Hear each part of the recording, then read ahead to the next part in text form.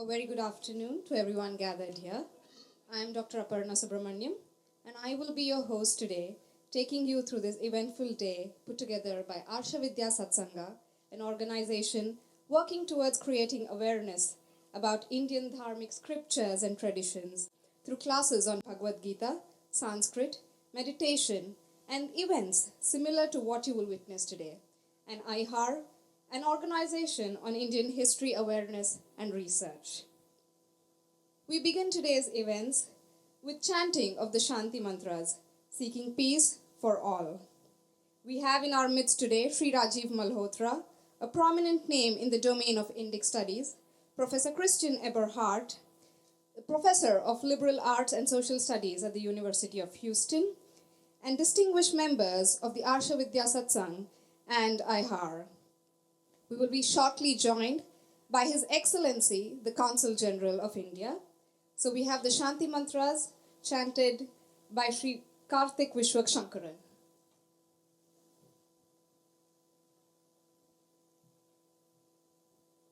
Shri Gurubhyo Namaha Harihi Om Ganana Tva Ganapatikam Havamahe Kavim Kavinam Upamashravastamam Jyeshtarajam Brahmanam Brahmanaspada Anashranvan Otivisida Sadhanam Shri Mahaganapataye Namaha Prano Devi Saraswati Vache Virvajinivati Dhinama Vitriyavato Samsaraswatyai Namaha Gurur Brahma Gurur Vishnu Gurur Devo Maheshwaraha Gurur Sakshat Parabrahma Tasmai Shri Gurave Namaha Gurave Sarva Lokanam Bhijashe Bhavaroginam Nidhaye Sarva Vidyanam Shri Dakshinamurtaye Namaha Shanno Mitrasham Marunaha Shanno Bhavatvaryamam Shanna Indra Brihaspatihi Shanna Vishnurukramaha Namo Brahmane Namaste Vayo Tvameva Pratyaksham Brahmasi Tvameva Pratyaksham Brahma Vadishyami Radam Vadishyami Satyam Vadishyami Tanmamavatu Tadbhaktaramavatu Avatu Mam Avatu Bhaktaram Om Shanti Shanti Shanti Shanno Mitrasham Varunaha Shanno Bhavatvaryamam Shanna Indra Brihaspatihi Shanna Vishnurukramaha Namo Brahmane Namaste Vayo Tvameva Pratyaksham Brahmasi Tvameva Pratyaksham Brahmavadisham Radamavadisham Satyamavadisham Tanmamavid Tadbhaktaramavid Abhin Mam Avid Bhaktaram Om Shanti Shanti Shanti Sahana Bhavatu Sahano Bhunaktu Sahaviryam Karavavahai Tejasvinavadhitamastu ma Vidvishavahai Om Shanti Shanti Shanti Tacchayor Avrinimahe Gatum Yagyaya Gatum Yagyavadaye Daivi Swastirastunaha Swastirmanushebhyaha Urdhvam Jigatu Bheshajam Shanno Astadvipade Shanchadushpade Om Shanti Shanti Shanti.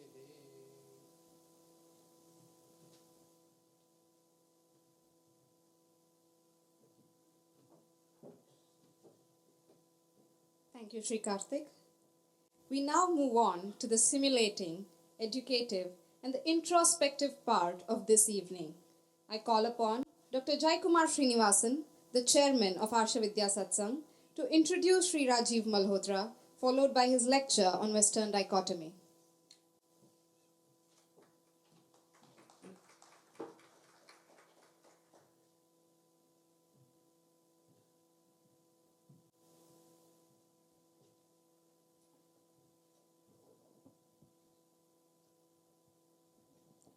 I'm just looking for Rajiv Malhotra, that's all.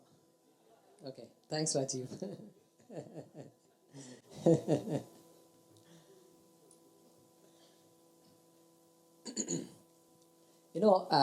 It was 9/11 2011. How many of you remember that day when Rajiv Malhotra was in Houston? There you go. We see many hands here. So Rajiv is not new to us. Many of us have been following his writings and his news group, and so we some of us have a feel for it. Some of us have read his books from the first page to the last page, and so we're not new to him. Yet, when I posed this question to our team 2-3 weeks ago, I wanted to ask them, hey, which of you would like to introduce Rajiv to the audience? There was pin drop silence. And it's not surprising because, we cannot relate to what Rajiv does, but it's hard to pin it down in a few words. And I've been given just 4 or 5 minutes to introduce Rajiv, so I don't know what I'm going to do. But I think you will appreciate the difficulty there. Consider some dilemmas, some questions, tough questions that we have in front of us when we talk about our collective identity. The Japanese have a story to say. The Chinese have a great discourse, a grand narrative. America has a narrative, even though their history is only 400, 500 years old. What about India? And Rajiv says this well. And the narrative is, the Aryans taught us Sanskrit. The Mughals gave us architecture and tandoori and tabla. And the Greeks, of course, taught us mathematics and how to think analytically. And what next? The British taught us English, how to communicate, values. And now America is going to teach us human rights. So is that our narrative? Or what? And so that's the dilemma we have here. And why is it when we have a glorious past, we say the Vedas were composed in 5,000, 6,000 years ago, and the Ramayana, when we hear stories of Ramayana, it goes back 10,000 years. That's what my acharyas used to tell me. So how come that's not the discourse out there? So that's the dilemma we face in here, all of us here. I think you agree with me. And I listed a few more questions here that Rajiv addresses in his works. Why is this grand narrative important? Okay, yeah, I think he does a good job of writing that. And what is common between some of the dharma traditions like Hinduism, Sikhism, etc., and how does that contrast with Abrahamic religions? Why is Hinduism portrayed negatively in the American academia and in our history textbooks? What does it mean to be modern in our daily lives? Does it mean to westernize? Is that what modernism means? Can we be traditional and modern at the same time? Easy to ask, maybe even not easy to ask, but still we need somebody to highlight some of these things and explain these things. So that's where Rajiv has contributed immensely. And so maybe some terms here that he has introduced that some of you may be familiar with. So I may jog your memory here. What is the word he uses to describe dharma traditions? Open architecture, and Sanskrit, non-translatables, okay, and embodied knowledge, exactly. How does that contrast against Abrahamic traditions? They are history-centric. Excellent. Now, when academia, what is the attitude academia has towards Hinduism? They are Hindu-phobic. Okay, isn't that a term that Rajiv has introduced many years ago, in fact, a decade or more ago? What do you talk about the person who goes to India, becomes a devoted student of Hinduism, comes back, and then spins theories and calls it his own? What do you call that theory? U-turn theory. Thank you. And what happens? How does America consume Hinduism? What is that process called as? Digestion. Thank you. And how can Hindus protect ourselves from being digested? By offering the defense called poison pill and porcupine defense. Correct. Thank you. And finally, not to bore you, what do you call that person who gives advice to Rajiv Malhotra without studying any of his works? What do you call that person? Mouse clicking activist. Did you hear that? So, without further ado, I'd like to, why don't you all join me in inviting Rajiv Malhotra to the stage by giving a big hand.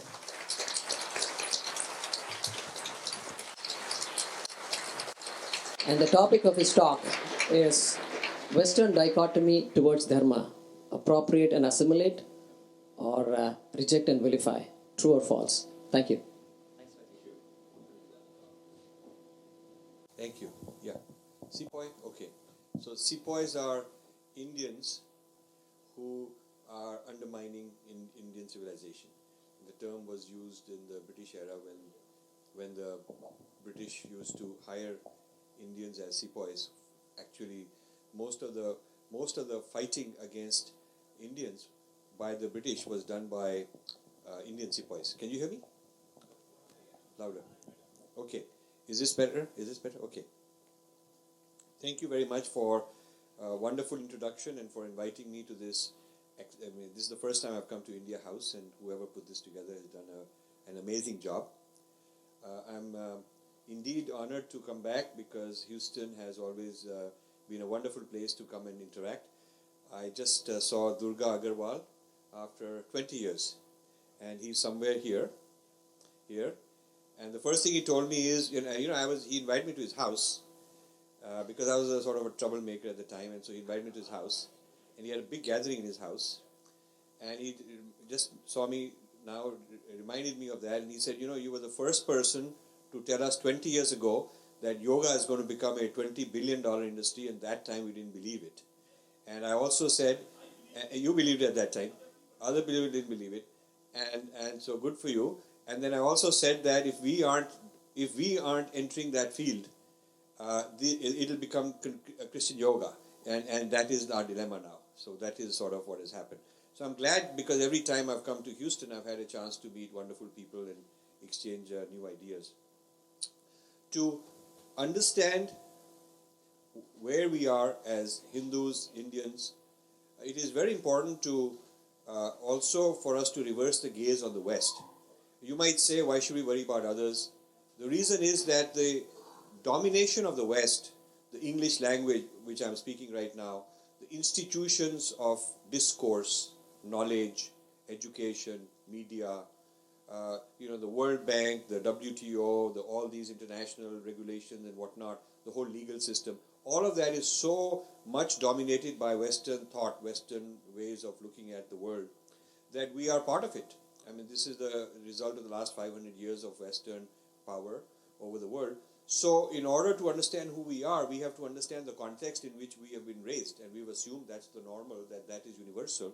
Actually, that is not universal, and so we have to reverse our gaze at the West. We have to look at the West also, in order to understand its history, how it came about, why it is what it is, and then understand how we were depicted by the West.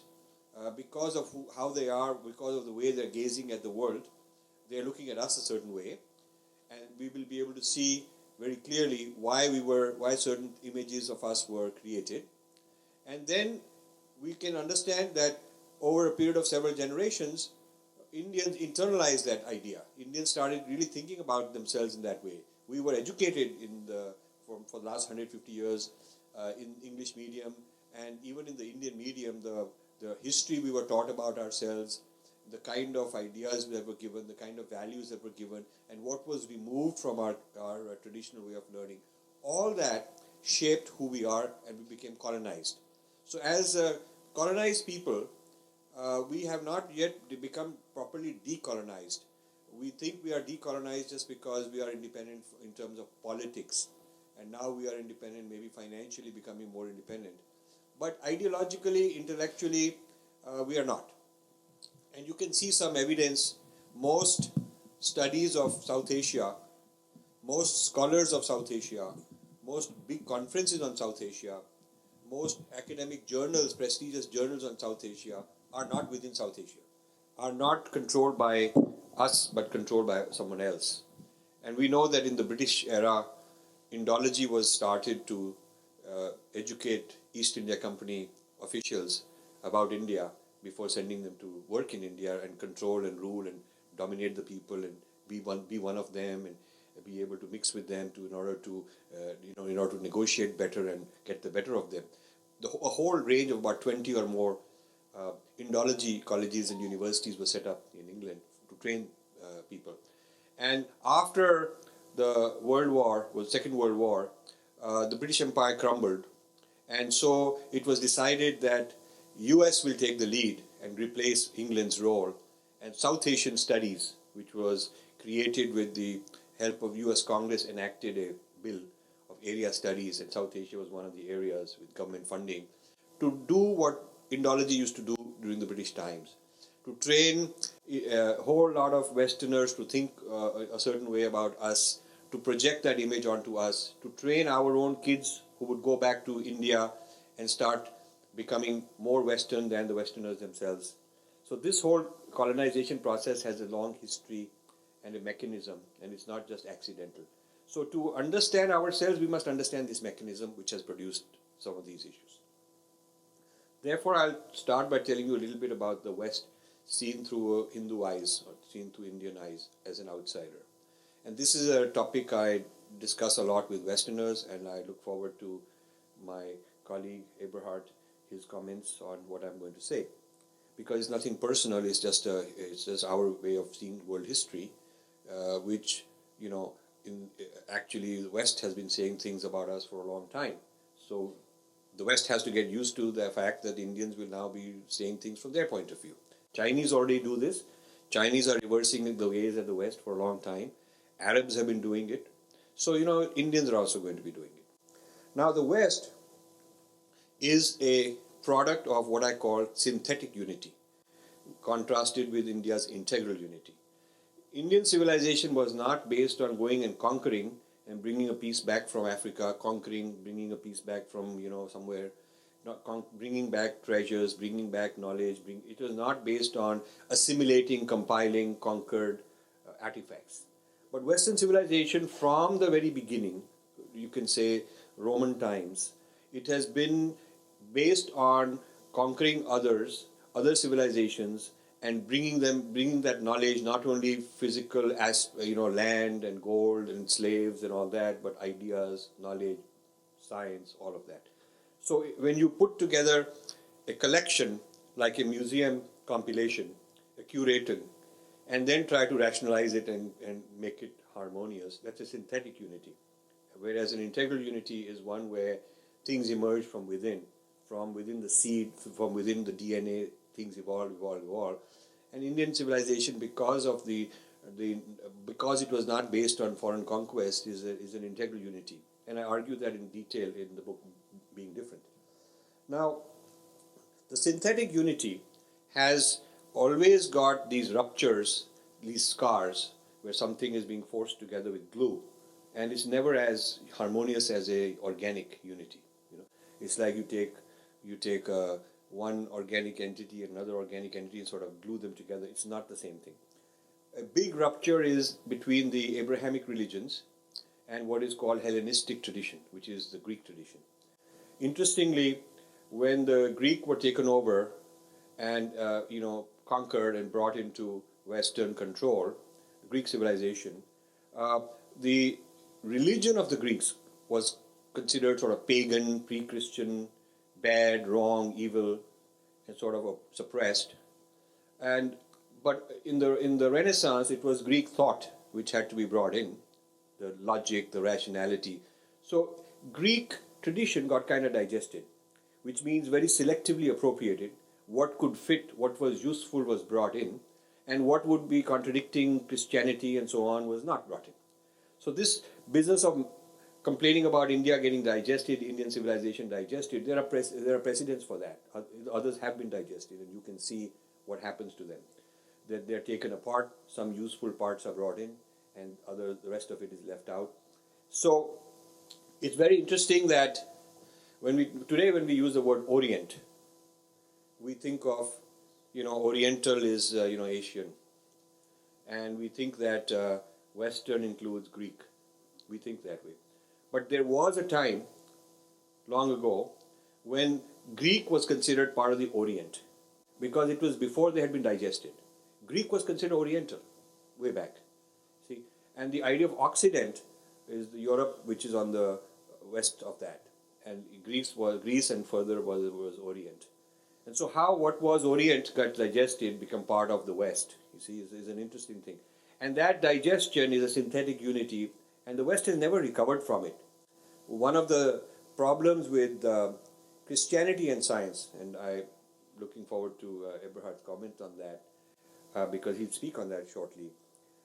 The problem I see as a scientist with reconciling Judeo-Christianity and science is that science derived a lot from the Hellenistic tradition, where the rest of its philosophy, metaphysics, was abandoned and the rational part was brought in, grafted into Judeo-Christianity. And this has never been reconciled because a whole lot of assumptions of what Christianity, a whole lot are just not scientifically tenable. This is a very major part of the work I do is science and various traditions. And the method of inquiry that the rishis have is very much like a scientific inquiry because they are questioning, they are challenging. It's not one fixed book. It's not God who lays down one set of text and says, this is it. These are discoveries that they are making through their own state of consciousness, much like a scientist makes discoveries in a laboratory. So, except this is the inner laboratory rather than the external laboratory, but it is still a laboratory that the rishis have. So, the story of the West as a series of expansions with violence, conquest, colonization, and taking the conquered civilization apart, taking part of the things that is useful and digesting it, and throwing out the rest, calling it bad names.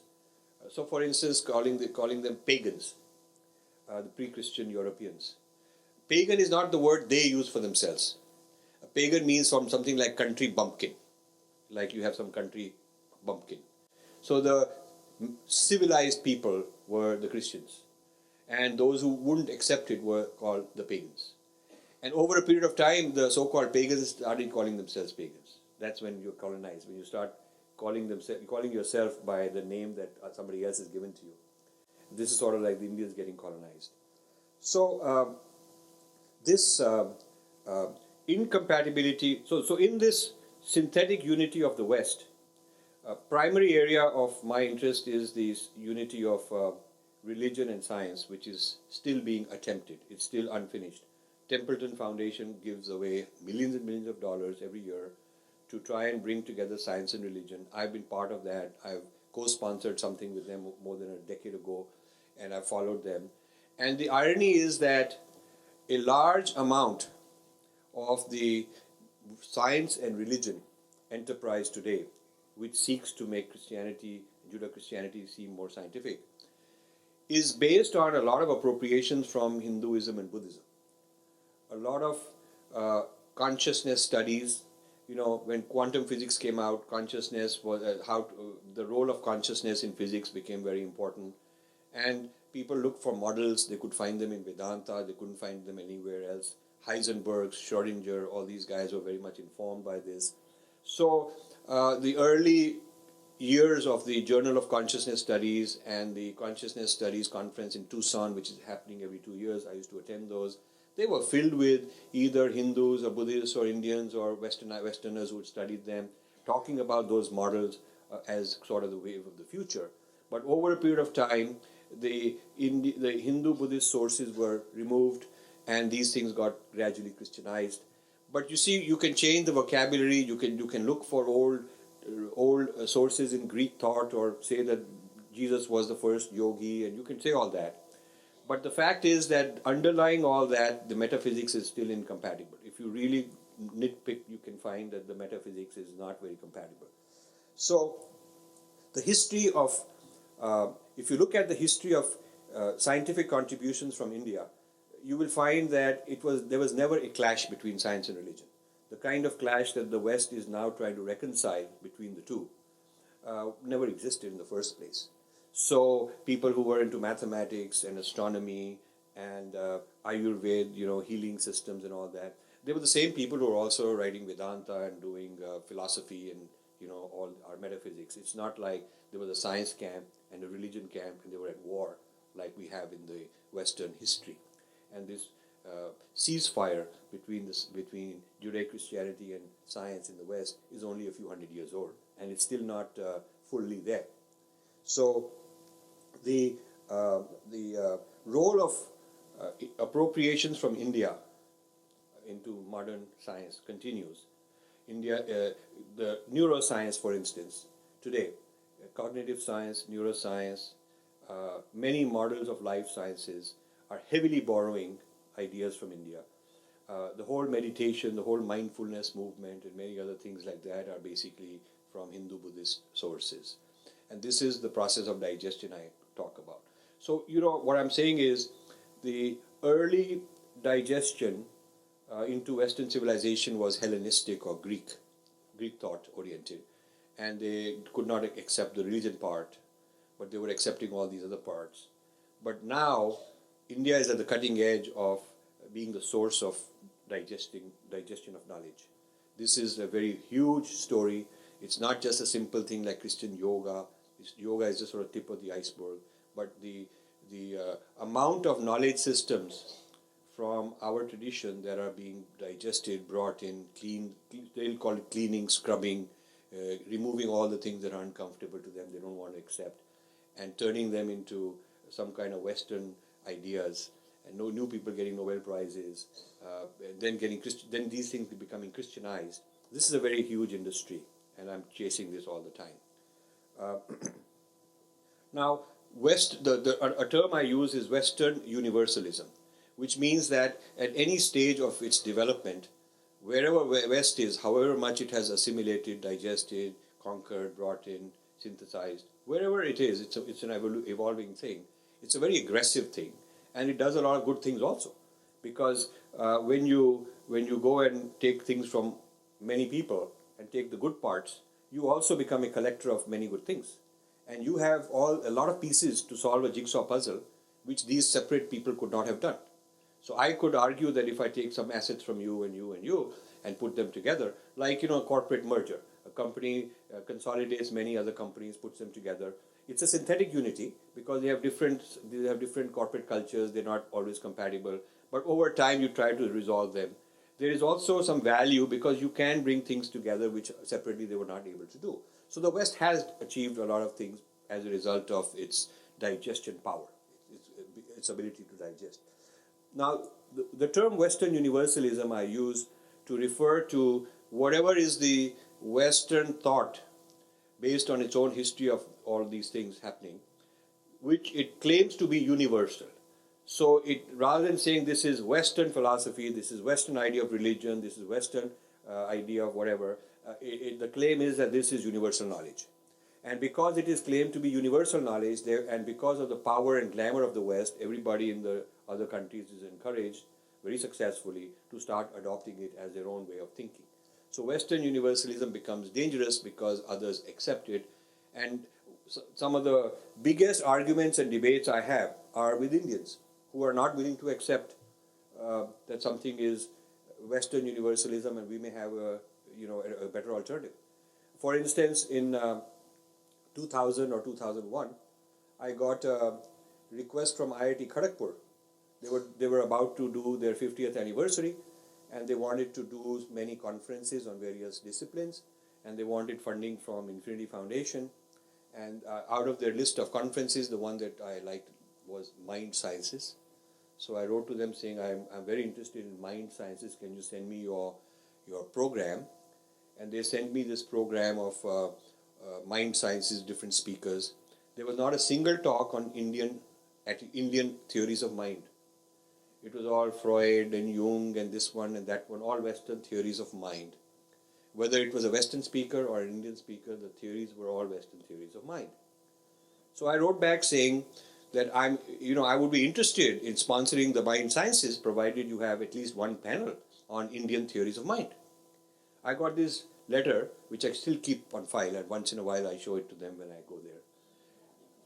You see, like my exchange with Durga Agarwal, I can say 20 years ago we said that. Now I tell that to the IIT Kharagpur also people. I got their letter saying, sir, we are scientists, we are not saffron people, we are not politicians, we are not chauvinists, sir, we can't do this Indian mind thing you're talking about. Okay. So I have a lot of friends, a lot of Westerners who I kind of nurtured and have many discussions with. So there are some Westerners I've always been saying, you have taken so much from India, never given anything back, and they've always said, okay, tell me when to give, how do I do it? It's one man, how do I do it? So I called them up and said, now is your chance to give something back to India. I want you to go and be on a panel at IIT Kharagpur and talk about Indian mind science. So one was Bob Thurman, who's a Buddhist. So I said, you talk about Buddhist, how Buddhism contains mind science, and how you have practiced it and how you're teaching it at Columbia University. One guy in Cambridge had translated the Patanjali Yoga Sutra, and I said, you tell them how at Cambridge University, what benefits they're getting by studying Patanjali Yoga Sutra, and do not use English substitutes, use non-translatable originals. Tell them who was your guru, who initiated, how you practice it, how you personally benefit from it, how your students benefit from it, how Western civilization benefits from it. I had one Sri Aurobindo, a Western guy. I had somebody in Kundalini and Tantra. So I put this collection together. I took their bios and their abstracts and I sent it to IIT Kharagpur and I said, I would propose something like this as my panel. They immediately accepted it because they're all white people. You see the complex, the inferiority complex. That's colonization. Which means that if the Westerners come and say you're okay, we must be okay. After all, we can't be all that bad if they're saying it. You see. So, like one nice gentleman gave me a book on how 150 great Westerners have praised us. And he's got one line on for each of them. And when I read through this, it's so naive actually. Because some of those guys may have said one or two sentences like that, but when you really read their life work, what they've done is overall undermined. Overall, they've really undermined. I mean, I'm surprised he didn't have Wendy Doniger because he probably knows what we've said about her. But all those people have a lot of good things to say also.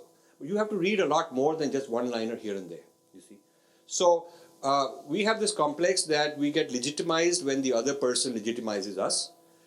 We have, the idea is we've now made it to the high table. We can sit with them and we can be like them. And gosh, we can put our name on their building. We can endow a chair with our name on it or something like that. So we must have made it.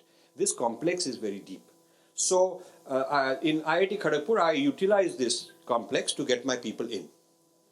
And I told them, you are not going to talk on American mind sciences. You are going to call it Dharma mind sciences, Hindu science, Buddhist science, who's your guru, where you went. One of them learned under Sri Aurobindo. One of them was in Rishikesh and he has this guru. So I said, you must tell all those things, show them slides of your guru, all that stuff, and let them know that's where it came from.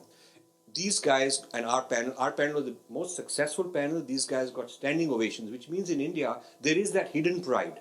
That pride is there along with the embarrassment and shame. So if the Westerner pushes the right button, then the pride comes out. Wow, we are good. Oh my God, we are doing well. And if unless that happens, then we are scared. If a guy like me says it, then we are chauvinists and so on. So I have to use the right person to convey my message. See, I built a team like that. And they did so well that many universities in India started inviting these people to talk on Indian mind sciences. And I told them, accept every invite you get, I'll pay. We will give you a grant, but don't turn down an invite. So about 10 different events happened over a period of 4 or 5 years in various parts of India with different people that we would send to talk about how Indian mind sciences and how they're influencing the West. And then gradually, the final victory was when we were invited to Delhi University because that was a bastion of leftist kind of people. And when the momentum built, then the Delhi University also invited our group to give talks. By then, we had built a certain support system in India. A lot of scholars, Indian scholars, started joining this. Then we retired the Westerners. We put the Indians in charge. Because we felt now, okay, the Westerners have done their job. Now Indians should take it forward. So we had this Indian psychology, Indian mind sciences movement. And I haven't put out a book collected things, but it would be quite a lot of work that we got done that has to be edited and put together. This resulted in several universities starting a course on Indian theories of psychology. And then they said, we don't have a textbook. We can't just have lectures, we need a textbook. So we sponsored a 2-volume textbook on Indian theories of psychology. Yeah? Those came out. And an organization called Academic Scholars for Indian Psychology was created. They now meet every year. They have almost 150, 200 members, Indian scholars, teaching. If this is a discipline we've created that never even existed 15 years ago. It's now an academic discipline. You can go and get courses in Indian psychology. So this is sort of the just one example of a lot of examples I can give you, and my multi-volume series on U-turn and digestion and so on is a way to kind of put a whole lot of these things together. Psychology being one example, cognitive science, neuroscience, linguistics, botany, all kind of stuff, that Indians have contributed to the world, and we ourselves don't know, and this has been hidden, and we need to uncover it. So this is an important point. Now, coming back to the history of the West, as we call it, the West as we see it today. I mentioned the early part, the role of Greek and Romans and things like that. But India was affected. The kind of British colonization of India was very seriously affected by the English experience in America. This is a point which scholars don't look at. But if you look at it, you will realize that the English started settling America around the early 1600s, and the East India Company was formed January 1, 1600. So you had certain companies formed to colonize America, come here, slave trade, and put all the stuff in trading with Native Americans. All that started here in the 1600s. About the same time, East India Company started doing this in India. And the East India Company wasn't the first. There was the French East India Company. The British India Company wasn't the first. There was a Danish East India Company. There was a Dutch East India Company. There was a French East India Company. There were a lot of these different European powers competing for who gets into India. And so the discourse was shaped very strongly. The British discourse on the other, the non-white, was shaped very strongly in the Americas. There's a huge amount that American scholars, historians have written on how white scholars portrayed the Native American as a savage. The Native Americans are savage, and we the whites are civilized. Our job is to conquer the frontier. The frontier is the territory we must conquer and make it civilized, part of civilization. So that part which we have expanded, that land, that territory becomes civilized, and that which we haven't yet conquered is called frontier. And so this whole business of capturing the frontier, expanding it till the whole east, west coast, everything is taken over. And in the process, how the Native Americans are portrayed as sort of inferior people, subhuman, whatever. And then the blacks, the same thing, the history of depiction of blacks as inferior people. This becomes a very strong kind of line of thinking and portrayal in English language and Western language literature about other people at that time. And the first time it is utilized in outside of the Americas is against Irish people. The Irish people, because Ireland is also colonized by England, and the Irish people are depicted as kind of racially inferior. All this happens before they start doing this in India. So they have had good practice. The thinking machinery has had good practice of how to depict the other, how to find out that they are ill-treating the women, that they are abusing the children. The term regime change, we talk about Saddam Hussein regime change. The term regime change was used in the 1800s in India by the British with respect to Raja, that this king, we have to do regime change because he's violating human rights. He's a bad guy. And they would get some evidence and convince themselves that they have to do it.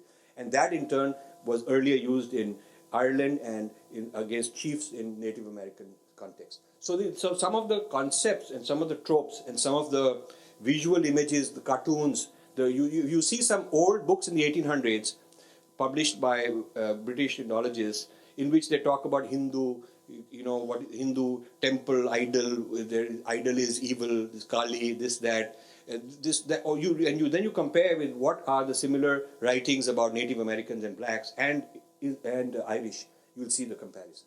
It's very similar. So, Irish were considered non-whites for a long time. There's a book called How the Irish Became White. It's Harvard University Press, and it's it's Harvard University Press. I bought a lot of copies and I give to my Irish friends, and they get shocked. They're not used to this, and I tell them that there is a story that you see when the slaves got freed, then the whites did not want them to undercut the wages and get all the jobs, so they created white unions, labor unions. So it was white only. So only whites could join these unions and get jobs to keep the blacks out. The question was when the Irish started migrating, and in Ireland they are colonized, working under the British, don't have equal rights in Ireland because they are colony of Britain. And when that same Irishman migrates to America, then I, the Englishman, should I consider him equal or not? So the Irish were excluded from white unions because they were colonized people. And this was a source of tension, violence. In Philadelphia, there was a militant fight with gunfights and all that. People died. And then as a result of that, they declared a truce that from now on we will recognize Irish as white people. And that's the date when Irish became white in America. And there's also a book, How the Jews Became White Folks. Jews were not considered white folks 2 generations back. It's written by a Jew, Brodkin is her last name, and she's UCLA anthropologist. So, what I'm trying to tell you is a history of Western universalism, is a history of digestion, a history of who gets to be white on what terms and who does not. And today the whiteness is being negotiated by blacks, they don't want to be white, and Hispanics who want to create their own identity. So we have an issue like, are we going to become white? And on whose terms? Or are we going to have a separate identity of our own? Okay? These are important points. You have to understand the history of the West, of America, of whiteness, of Judeo-Christianity to understand these kind of nuances. So I also have this idea that just like there was a frontier in America, and the frontier people had to be demonized, their religion had to be considered evil as an excuse to take over that land and convert them and raise their children to be different. I have this theory that India is the new frontier. Okay, India is the new frontier. So this is why there is a whole demonization of India and its culture and religion and complaint about human rights. And this is why there is, at the same time, a digestion of what is useful. Because Native Americans, culture-wise, were being demonized, but their land was being taken over, their gold and silver were being taken over. Many of their own agricultural techniques and whatnot were being considered westernized.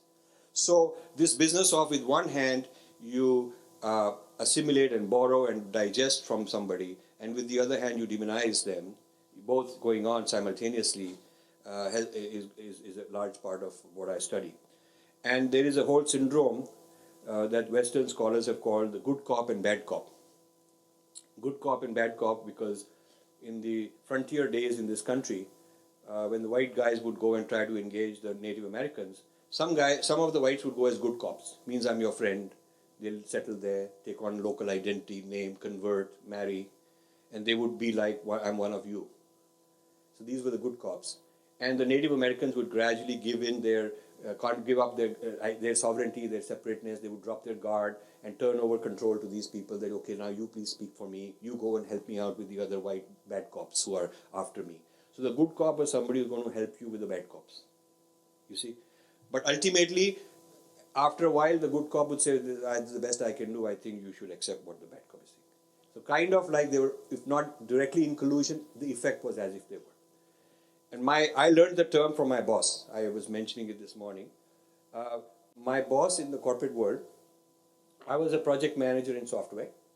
So my job was to get work done, And so he'd always tell me, this guy is not good, you should be tough on that, this guy. He was always criticizing various people on my team and asking me to be tough on them. So that was my job. But then I found one day when he's having a barbecue, when he's in his nice mood and he's giving cigars and he's, all these so-called people that I'm tough on, he's being very chummy with all of them. So later I asked him, what is this, I'm being very tough with them and you are kind of not, you are just being the opposite. He says, because you are the bad cop, I'm the good cop. Your job is, that's your job. You have to be bad cop. I have to be the good cop. So I learned this very interesting idea. I said, okay, that's my job. I have to be bad cop. And that's his job to be good cop. But then in another career, several years later, in a different company, I got the chance to be the good cop. Yeah. So this was a large telecom company, and I was vice president for strategic planning and business development and joint ventures. So I would lead delegations to various places and cut deals with, So this was a delegation to Japan, and KDD was the international carrier. So we're going to meet with KDD, we're going to meet with Mitsubishi, and we're going to close some very big strategic deals. And just before the delegation left, the president giving us a final kind of his wise words. And so he says, remember, Rajiv is the good cop. And then he looks at the lawyer and says, you are the bad cop. So, meaning the lawyer has to be very tough. The lawyer has to negotiate tough, no nonsense, tough terms. And if it upsets them, he has to do his job. And Rajiv's job is to schmooze them and say, don't worry, that's the way lawyers are, we'll be okay, don't worry, kind of keep the relationship, keep the deal going. So this good cop, bad cop is part of Western culture. We guys don't understand. So when some good cop comes around, we're incredibly naive on how to deal with it. So incredibly naive. So I'm dealing with some of the people. My time is running out, so I will make it very quick. I'm dealing with a lot of people that trouble me in the Western Academy. And I have a problem convincing Indians because they see the good cop side. They see this guy comes, he eats with his hands, he eats in our house, he's very comfortable, he actually eats on a banana leaf. As if that will make a difference, And his wife wearing a sari, she's got a bindi also, and he takes off his shoes and he does all this, So he's very much on our side, sir. You don't know, he's a good man. So they have not learned that this is what is taught in anthropology. I mean, in Princeton, the Hinduism, this lady is retired, was taught by a Muslim lady. Her husband is a Pakistani, she was a Lebanese. She used to teach anthropology in Hinduism. She invited me to her house, and she has a puja room. She has a puja room. All the deities are there, and she knows how to do puja just perfectly well. So this is part of the game. So this is part of the game, being able to impress in this particular manner. And so the good cop, bad cop, and the India as the next frontier that has to be tamed. This has got both a left-wing strategy and a right-wing strategy. And that's another thing we are confused. We think that the problems of depiction, unfair depiction, are only from the right, but not so. Actually, the right is more honest about it. I would rather have a right-wing opponent in this country because he's very straight and honest. He put his cards on the table and said, this is what my Bible says, and that's how it is. At least I know where he's coming from. The left wing is very nuanced and very subtle and very underhand, and he try to say things that you can't even figure out. And then the latest cutting edge in this Western universalism is postmodern thought. We are being told that postmodern thought has solved all these problems. But postmodern thoughts has made the discourse more sophisticated, taken it to another level of hubris. We can't even figure out what they're saying half the time. And it's very coded kind of language for themselves.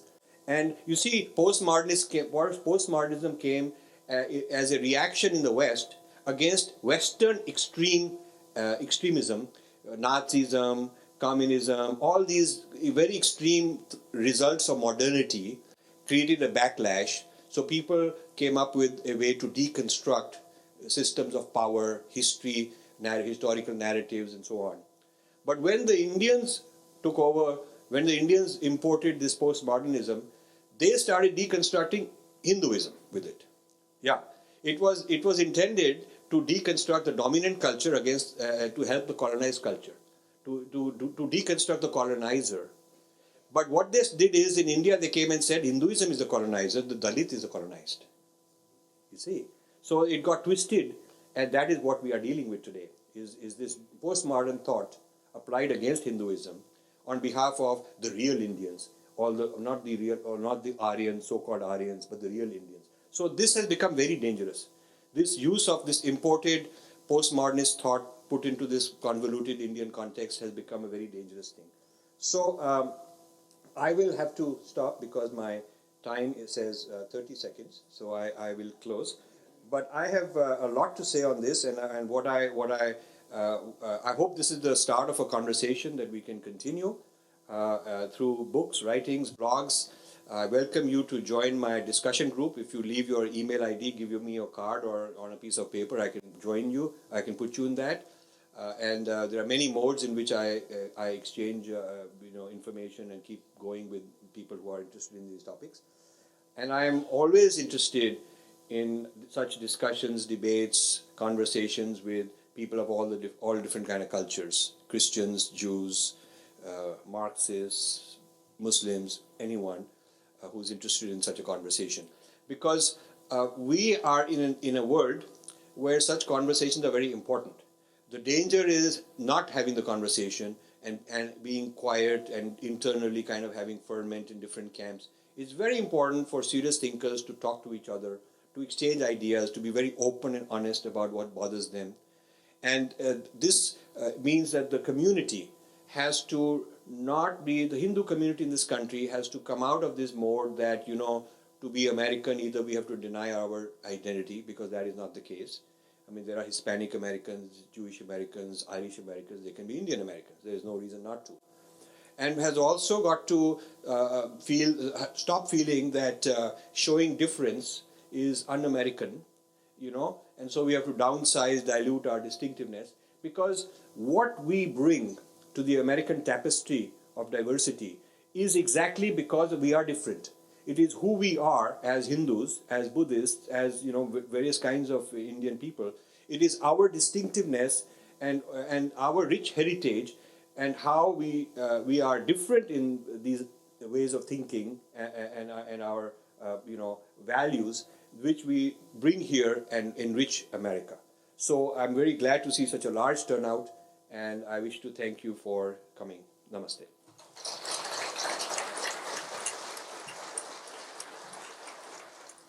Thank you, Rajiv ji, for a mental pabulum of such high order.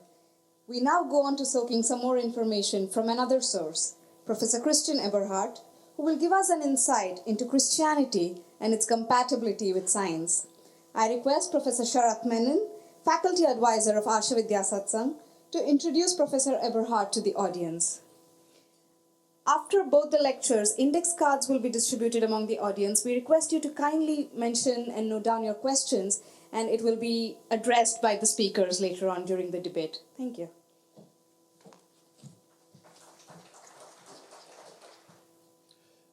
Namaste and good evening. A very hearty welcome to all distinguished invited guests, Honorable the Consul General of India. We're indeed very pleased to have you here, and also the ladies and gentlemen in the audience. My task here is to formally introduce to you a very distinguished guest who has graciously accepted our invitation to be part of what we hope to be an immensely exciting and interesting dialogue between Sri Rajiv Malhotra and the name of this distinguished guest is Professor Christian Eberhart. When IHAR approached me to being an educator in Houston, when IHAR approached me to identify an expert in the area of Western thought, specifically the biblical traditions, I could think of none other than Professor Christian Eberhart, who is a director and professor of religious studies in the College of Liberal Arts and Social Sciences at the University of Houston. I've had the great fortune of attending Professor Eberhart's presentation at the University of Houston not too long ago on comparative religion, which was indeed a fascinating presentation in which he did touch upon some interesting observations in the Indian Hindu thought as well as its rituals. So I had no hesitation in recommending Professor Eberhart to IHAR Group with the purpose of inviting a representative of the biblical tradition tonight is to facilitate a very stimulating and intellectual dialogue between the systems of thought that Sri Malhotra has very deeply expounded now.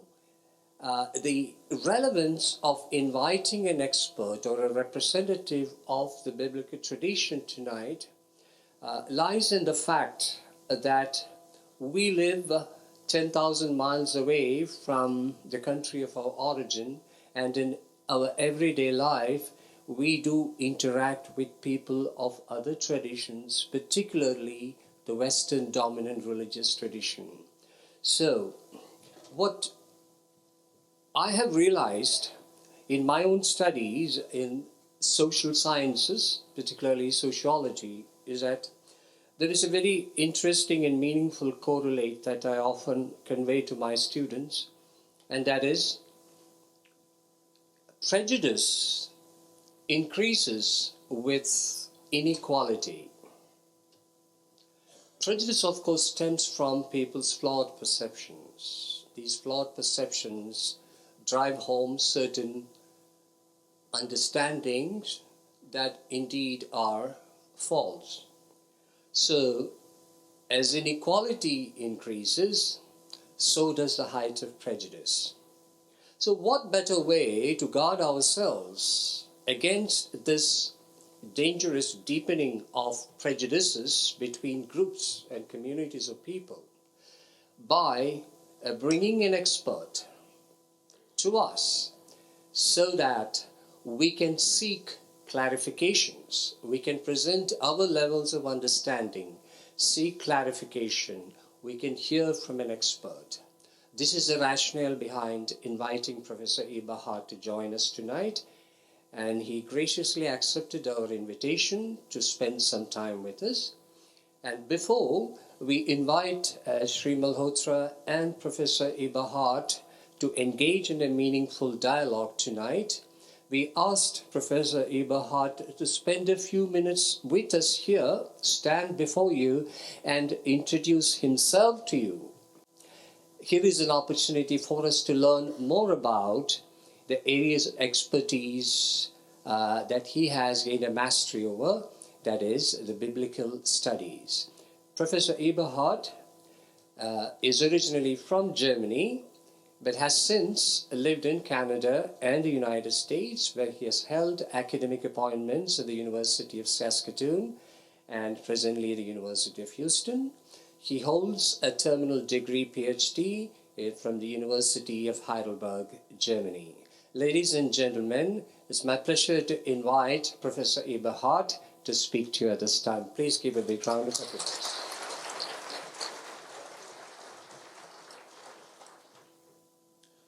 Well, thank you, first of all, for the generous invitation to come this afternoon to the India House and speak to all of you about a topic. I was given 3 topics and had to choose one, and I chose the one, is Christianity compatible with science? Thanks again for the invitation. It's an honor to be here and speak to you. Thanks Sharat for inviting me. I should say a few things about myself. It was already said that I'm a professor at the University of Houston. I'm also at the College of Liberal Arts and Social Sciences, but more specifically, I'm a member of the Department of Comparative Cultural Studies at the University of Houston. And I think that's important to mention. I would also say I'm proud to be there. And it's first because of its interdisciplinary nature. I feel that creativity often is at its keenest at the interstice of disciplinary boundaries. And the Department of Comparative Cultural Studies is well positioned to create a dynamic environment of intellectual creativity. The Department of Comparative Cultural Studies is well positioned to educate students to become highly prepared 21st century global citizens, students who have the knowledge and skills to engage regional and cross-cultural complexities and challenges.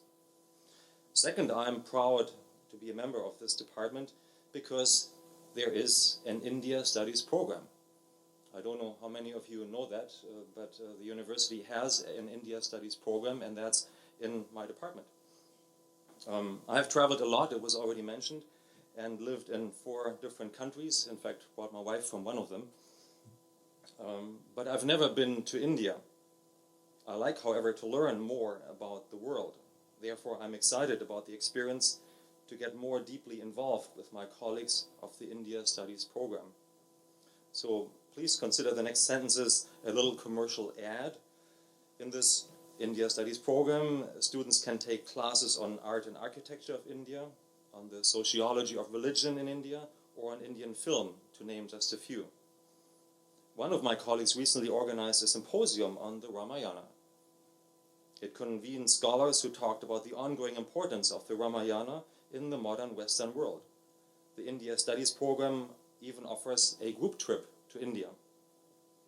I know that several of my students, whom I personally invited, will be participating. The group departs this month to return in January 2015. So you see, India has a good presence at the University of Houston and in my department. And if you don't believe me, current president and chancellor of the University of Houston is Renu Khator. She was born in Farrukhabad, India. Dr. Khator told me last night that while most people in Farrukhabad are Muslims, her parents are Hindus, although from very different Hindu traditions. Now, in this department, I'm director of the program of religious studies, and I like this program because of its broad approach to religion. It actually covers most of the major religious traditions in the world. The mission of the university is to disseminate knowledge about pretty much everything there is, and that also applies to the program of religious studies. So the mission is then to disseminate knowledge about Christianity, but also knowledge about Hinduism, Buddhism, Islam, Judaism, Sikhism, and you name it. So that's actually my job. I think this is especially important because our world is changing. We just need to open the newspaper or turn on the TV to be informed about many conflicts around the world. Of course, now there's always been war, but it was different 30 years ago.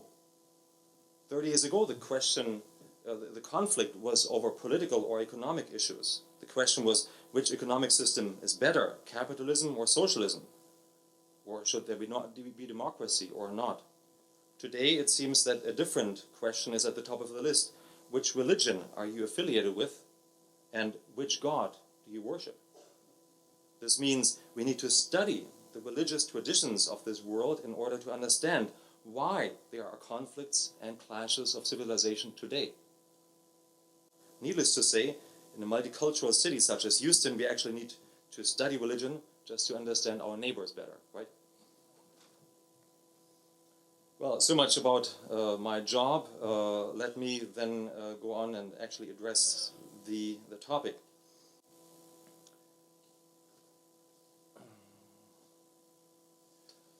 So, is Christianity compatible with science? That's a very broad topic.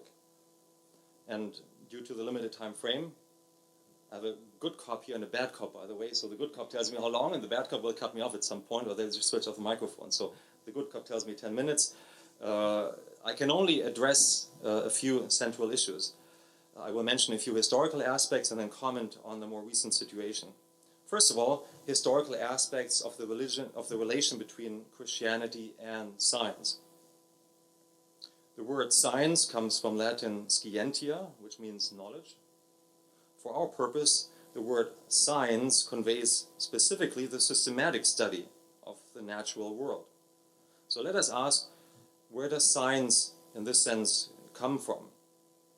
Who invented what we're currently doing as science at the university? That's what I'm concerned about. Now, of course, every culture has always tried to gather information and has passed it on in oral traditions. The science tradition that we are inheriting today at the universities is actually done or originated as in communities of higher education in Europe. For hundreds of years, such higher education took place in Christian cathedral schools or monastic schools. There, monks and nuns taught classes. Evidence of these immediate forerunners of the later universities may, at many places, date back to the 6th century. the church, the Christian church, had the principle coined by Anselm of Canterbury, fides quaerens intellectum. That's Latin again.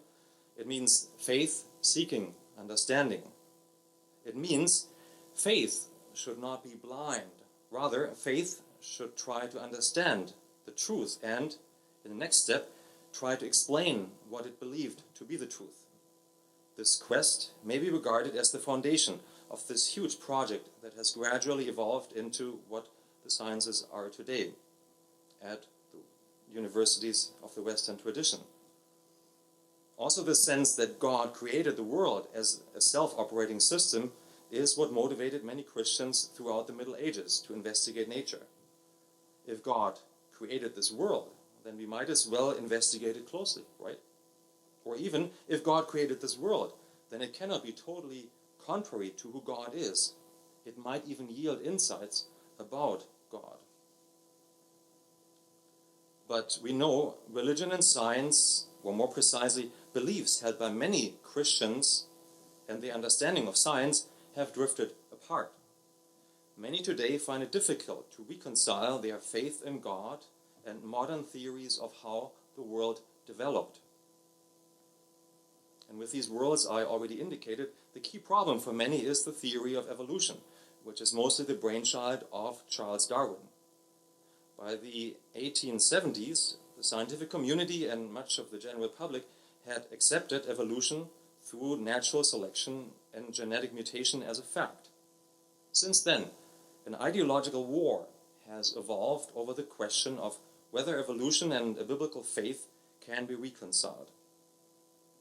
Now, I am a biblical scholar, so please allow me to provide some answers as a biblical scholar. The Christian Bible starts with the topic of creation, actually. The Christian Bible is also, at this point, part of the Jewish Bible, because the opening chapters are part of the Torah, the very sacred core, even heart, of Jewish scriptures. So the Bible of both Jews and Christians starts with the topic of creation. Therefore, many actually say you can either believe that the earth was created by God, exactly how it is described on the opening pages of the Bible, or you believe that the earth evolved by evolution, which means over millions of years through evolutionary descent. But then you can no longer believe in God. However, there's a problem with this either or. I think the problem is the Bible starts with two creation stories, not one. And both creation stories are different, although both depict God as creator of the earth. Now, please allow me to quickly recount the two creation stories so that you understand what I'm referring to. The first creation story is in Genesis 1. According to this first creation story, creation is a process of 7 days. The earth and the sphere above it was created in 6 days. God rested on the seventh day. In the beginning, matter is already there, but it was a formless void. So God, in essence, orders this chaotic matter. God accomplishes this through speaking. God first orders that there be light. Then the water is gathered in its place so that the dry land appears. Then the plants are made, sometime later animals. Finally, on the sixth day, God creates humans according to the divine image. Thus, humanity appears as the pinnacle of creation and has a special relationship to God. On the seventh day, God rests. But this is the first creation account. The second creation account is right after that. The second creation story is different from the first. It is, to be precise, less about the creation of the entire earth, but more about the creation of humanity as such. So in this story, God first makes Adam. Adam, which is Hebrew, and it can mean human being or a man. And Adam is made from dust. God breathes life into this Adam, and then plants a garden in Eden, and Adam is placed there. A bit later, Adam is ordered to till and keep the garden. So Adam is some kind of farmer. Now, there's a problem. Adam is all alone, so there's a problem of relationship that occurs. So God sets out to make a helper for Adam. God first makes animals, but in the end they are not good enough, a helper for Adam. Therefore God finally makes Isha. Isha is Hebrew for a woman. And he makes this Isha, this woman, from the rib of Adam. So there are two creation stories featured in the first two chapters of the sacred scriptures of Judaism and Christianity. First, the first one describes creation as a gradual process. Humanity is its pinnacle, and humanity is created in special relation to God. The second describes creation as an idyllic state and describes the special relation between humans. In the first creation story, animals are made first and then humans. In the second, humans come first and then animals. But both creation stories agree God is the creator of the earth, of life on earth in all its forms, and of humanity. So now let us revisit our earlier question. We were discussing that many think there is a strict alternative. Can we either believe that the earth was created by God exactly how it is described in the Bible, or can we believe that the earth was developed through evolution? So my question as a biblical scholar is simple. How is creation described in the Bible? There is not one story, there are two. And 2 minutes left. And both stories are different. This conveys to me the people who compiled the Bible many centuries ago did not care about the question of how exactly the earth was created. All they cared about was the relation of humans to each other and to God. We need to acknowledge biblical stories never claim to be precise scientific reports. We can take them as what they are. We should take them as what they are. Stories that inform faith in God, not definite knowledge about nature.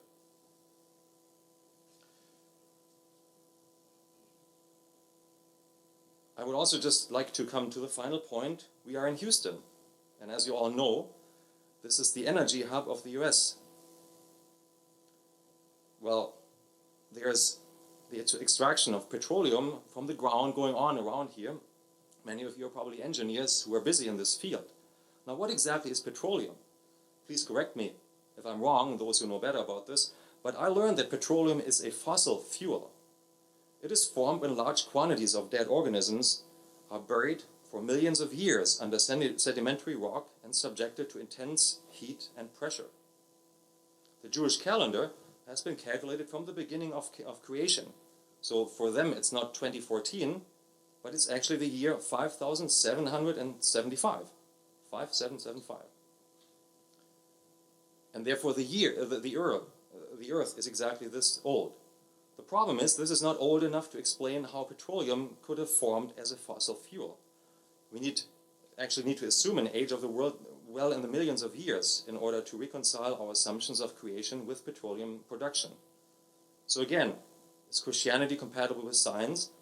I would say no if we assume that biblical texts are scientific statements, and that was done in the Middle Ages. But I would say yes if we acknowledge that biblical texts are not scientific research reports, that they rather inform humans about their place on the earth and in relation to God.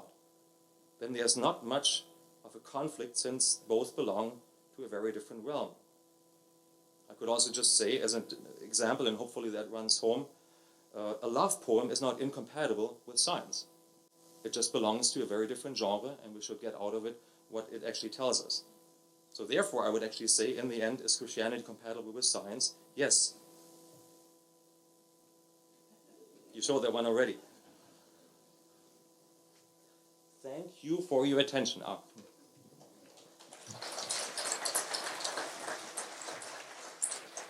Good evening and namaste, and it's my honor to invite Mr. Harvish Parvatneni. And before that, I say that it's very nice to see such a beautiful crowd here, very nice weather in the Houston, so it's a very appropriate topic also, and very stimulating. So certainly we'd love to have you here, sir. And so when my team requested me to introduce Mr. Parvatneni, I said he doesn't need any introduction. For the past few months, he has been the Consulate General here. He has blessed us with his presence almost all the important occasions. And certainly we'd love to have you here. But it's my duty to introduce him with a little bit statement here. And remember, this is an important topic of discussion today called Dharma, right? So when Mr. Parvathaneni was here, for the first statement he made, that I'm here to serve you, and you have the right to demand good service from my office. Watch all the words. Watch all the words. Okay. So I feel personally that this cannot come from a person who did not understand it deeply. What is dharma? Hindu dharma, Indian dharma, Indian dharma. Okay. So it's very, very pleasure to have you here, sir. And after he has come in, he just not talk. He has made a lot of changes to the consular services. Most of you have noticed that there has been a significant improvement in the consular services, and is always there for us to, whenever we invite him for some important occasions like this. So therefore, we'd love to have you here, sir. And one final note on a personal note, as a Usmania graduate, I'm very proud to have you here. Thank you. Ladies and gentlemen, I thank the Arsha Vidya Sangha for inviting me today. Mr. Malhotra, Professor Eberhart, and all the other distinguished guests. The topic that the Arsha Vidya Sangha chose for the discussion today is very apt. I think the Indian civilizational ethos is premised on diversity. The gods wanted creation to be diverse. That is why diversity prevailed and diversity prospered in all life forms as in on non-living structures. Diversity is an essential facet of life. Anytime the world or I think moved towards uniformity or any kind of an imposed homogeneity was always seen as an imbalance that needed to be corrected.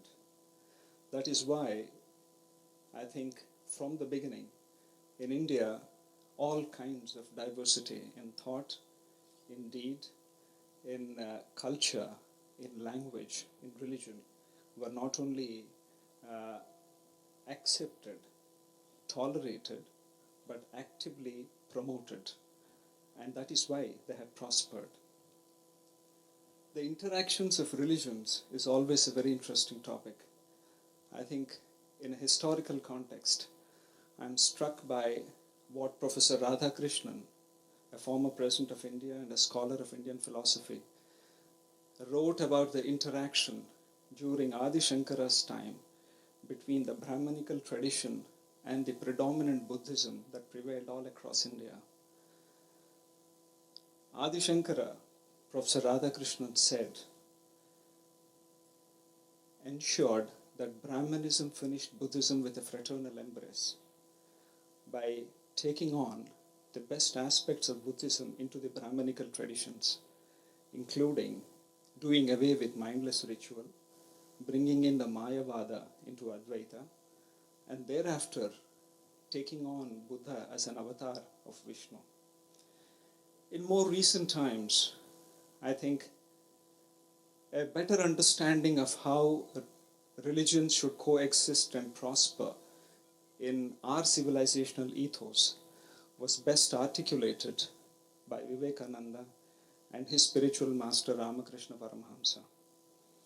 I think a few months before Vivekananda passed away, he had spent some time at the Kher Bhavani temple in Kashmir, and during one of his spiritual phases, he bemoans in front of the Mother Goddess and says, Mother, why is it that we have not been able to save you from the marauders who destroyed this temple? If only I was there, I would have ensured that your temple would have been preserved in all its glory. And suddenly the Divine Mother appears to Swami Vivekananda and says, is it you who are protecting me, or is it I who am protecting you? And then the Mother Goddess says, this is my will and it shall happen. You don't worry about protecting me. And prior to that, it was Paramahamsa who actually in this day and age showed that all paths lead to the same God. I think it was his spiritual realization of reaching the same samadhi the same eternal oneness and elimination of duality through Tantra, through his prayer to the Mother Goddess, through all yogic traditions, and eventually even through Islam and through Christianity, where he proclaimed that I have gone through each one of these paths and it has led me to the same non-dual reality of oneness. I think this is our tradition. We have always encouraged diversity. We have always celebrated diversity. This not only informs our spiritual and our religious ethic, it also informs our political philosophy, and it informs India as a free republic. May this discussion continue. I thank you for inviting me and look forward to hearing some of the good debates that happened today. Thank you.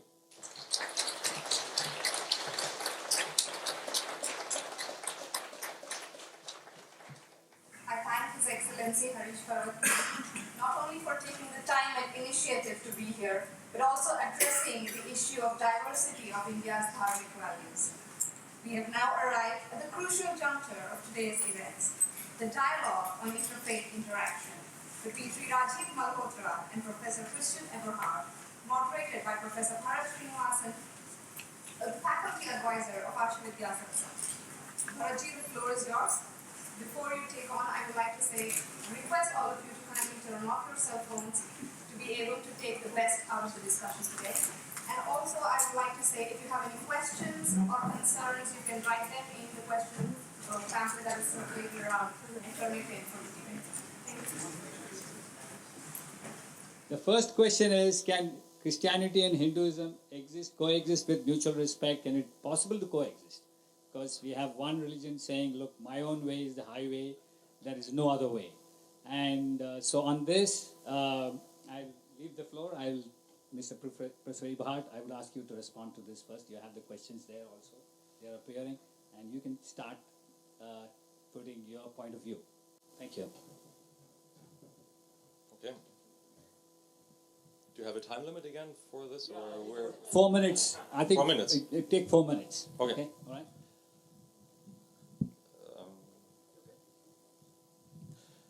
So, can Hinduism and Christianity coexist with mutual respect? I personally hope that, because that's exactly what we're doing at this department that I talked about already, so I'm not going to repeat this portion, but the idea is in fact that not only Hinduism and Christianity, but also Hinduism, Christianity, and all the other religions, as far as we can represent them, and there are of course limits, can coexist in peace. We're not disseminating knowledge for any malicious reason or so, but really to inform people about what needs to be known today. And religious systems, as I said earlier, because of various reasons, become more and more important. So there's actually a reason, I think, that we just need to also catch up on religious knowledge, which is why the University of Houston has this task of providing knowledge about religious traditions. I know that, of course, in the past, things haven't always been such that people just took their hands and danced in circles. And that was partially because there's pride on various traditions, and there was such a thing as modernity. Now, Rajiv has already addressed that. Modernism more precisely, is a way of thinking. It's a thought system, and I know that Rajiv likes to talk about thought systems, which holds that only one thing, one way of doing things can be legitimate or right. So, for instance, if 50 years ago you were born as a left-hander, you were taught differently in school. You had to write, okay, just put that away, but you had to write with your right hand, even though maybe you were a left-hander and whatever you did with your right hand was never as beautiful as somebody who was born this way. But there was only one way of writing properly. Now, of course, there was also only one way of having a gender. I mean, you had to be male, women were naturally considered inferior, and that continues pretty much until today. Well, in many countries, of course, there was only one legitimate nationality. Now, guess which nationality that could have been? Of course, typically the nationality of the country where you were. Well, I was from Germany, and so, back then, of course, people thought that Germany is better than the rest of the world. They even sang that in their national anthem. But now the national anthem has changed, And we have actually overcome this. There's now postmodernism, where people who are left-handed no longer have to learn how to write with their right hand. And we're trying to get to the equalities of genders and hopefully to a dialogue and an acknowledgement of the equal status of different nations, nationalities, also languages, and of course religions. So for me, every kind of mode, thinking mode within religion that thinks that only my religion is the absolute or the better one or so is actually simply outdated. I know that people thought that some time ago, but we've actually moved beyond that. There's a European Union where countries no longer fight over the borders.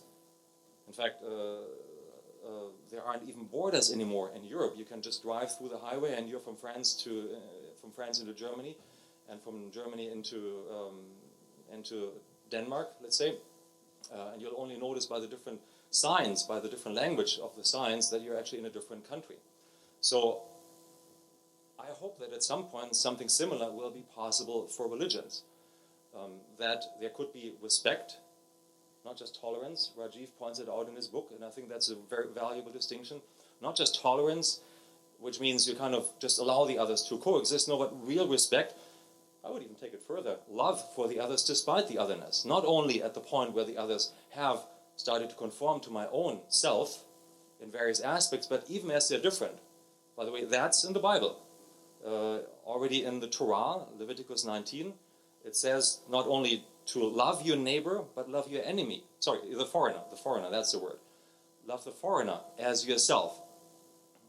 Jesus will later also say love your enemy, by the way, but in Leviticus 19, love the foreigner. There's no demand that the foreigner, first of all, applies for a visa and ultimately becomes naturalized to your own nationality. No, love the foreigner as yourself. So I hope there is space and a time for this mutual dialogue and respect between different religions, and Hinduism and Christianity being part of that. Rajiv, I'd like to differentiate the position of the church from, say, the views of individuals, because we as individuals have certain views. Academic people generally very liberal, broad-minded, but what matters in the field out there, out in the trenches, is what it really counts. And in the trenches, you have evangelists aggressively using all kinds of means, hook or crook, to convert people, to kind of denigrate Hinduism. And when you talk to them, they're getting their funding from the Western side. A lot of the, Baptists, Southern Baptists, getting it from United States. Lutherans, very aggressive, getting from Germany. A lot of this going on. So what we are hearing is kind of almost a double talk, in the sense that you go to an interfaith dialogue and everybody loves each other, but the guy goes on a Sunday and gives in his sermon, he says those guys go to hell. So what do we believe? I mean, this is the problem of interfaith, is that people say one thing, but what goes on in the trenches is what matters. That is what matters, not a personal opinion of a person. But are Christians able to operationalize what Professor Eberhart said, which I fully agree with? Are Christian churches willing to send one of their policy statements saying, stop evangelizing, respect these people? And if they voluntarily want to convert, that's another matter, but don't go aggressively marketing against them. Don't do negative marketing, advertising that they are heathens and they are bad and they have a negative, this kind of a hate literature is so prevalent. I mean, I have an e-group where almost every day somebody gives some examples of it. So the evangelists are the bad cops and the interfaith guys playing the good cops. We have to be very careful not to get deceived.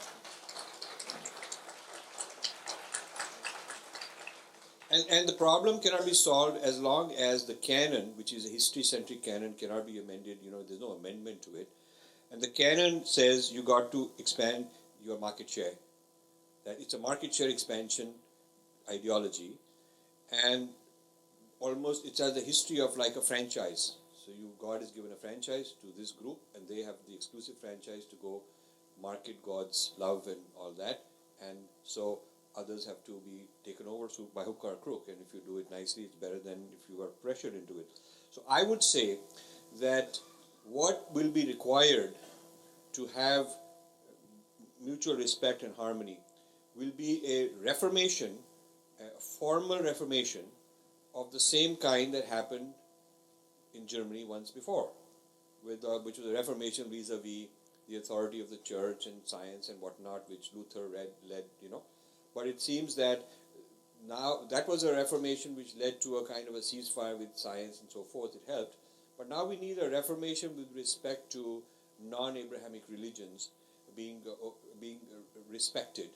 And unless there's a canon, the canon itself, reformation, unless there is a policy statement from the church, then an individual here and there is just a good cop. And I feel that we need more good cops.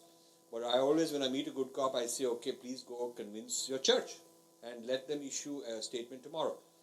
I don't have time for this, but I would love to, if I had time, to tell a story on Cornell University was going to organize this world conference where everybody was going to love each other and condemn those who are bad guys.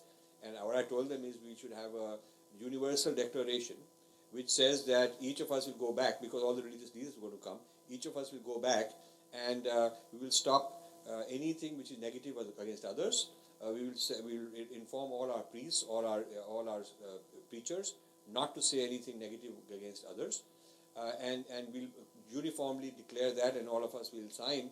And wherever in the text it says otherwise, we'll say that's deactivated. The conference never happened because I was one of the sponsors of that, and I put that as a condition. Otherwise, it's all double talk. We'll come and we'll say certain things, but nothing will change in real life unless we are really willing to go back and make that change. So that's what I would think will take to make the change real. Thank you. Let's have a rejoinder to Rajiv.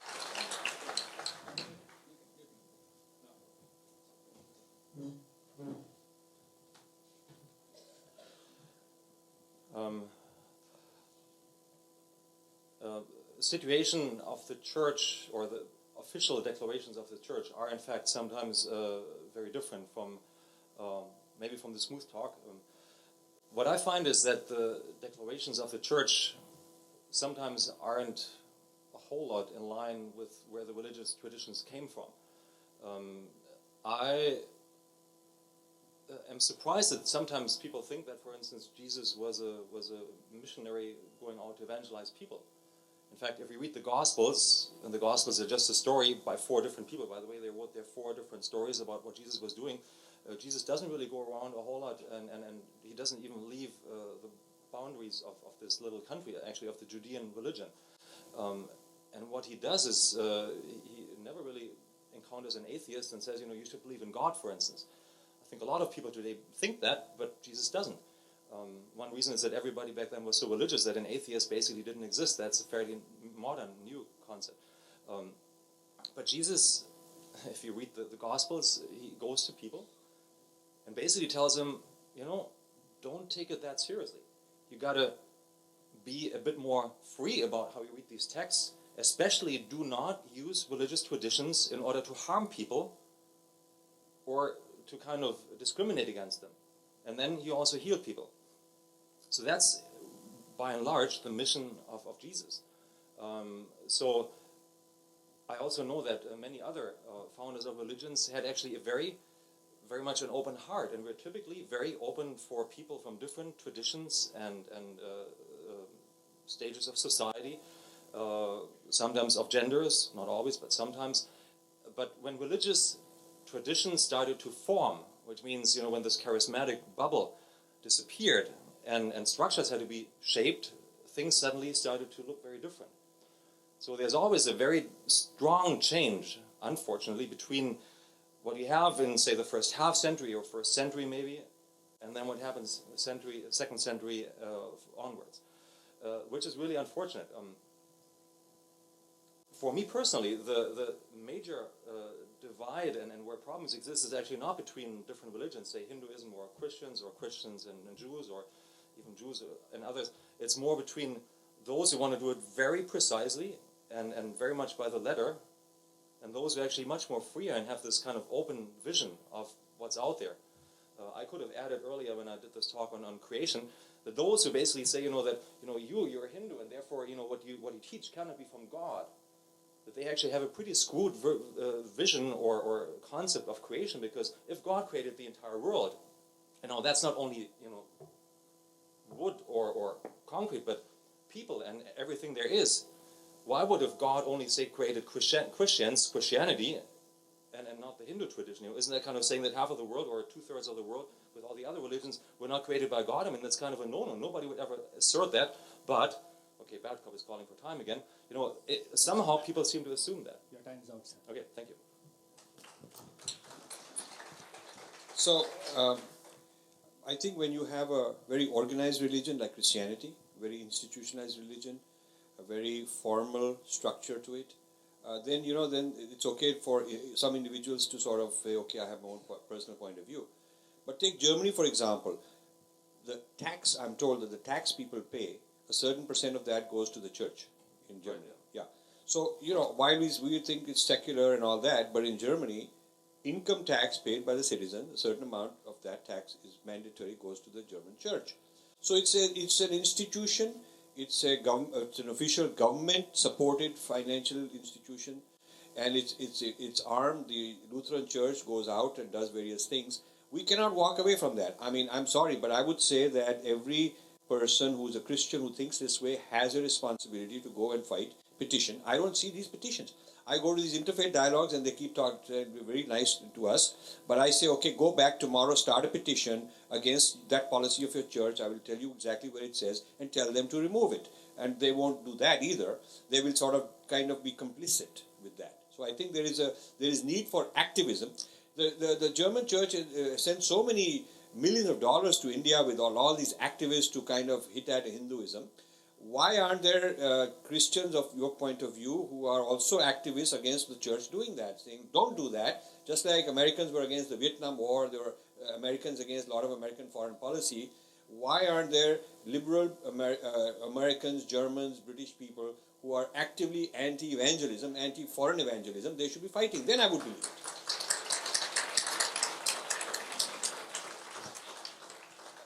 And I agree, you can reinterpret a faith many ways from what the founder said, and you can say the founder didn't mean this. But what we are experiencing as Hindus is the result of what Emperor Constantine started as a very formalized, institutionalized church, a theocracy effectively, and then the Vatican, and then the Holy Empire breaks up and Protestants come and different. What we are experiencing is a whole lineage, a whole history of institutional mechanisms that morph and turn into different mechanisms. And what we have today in 2014 as Christianity Inc.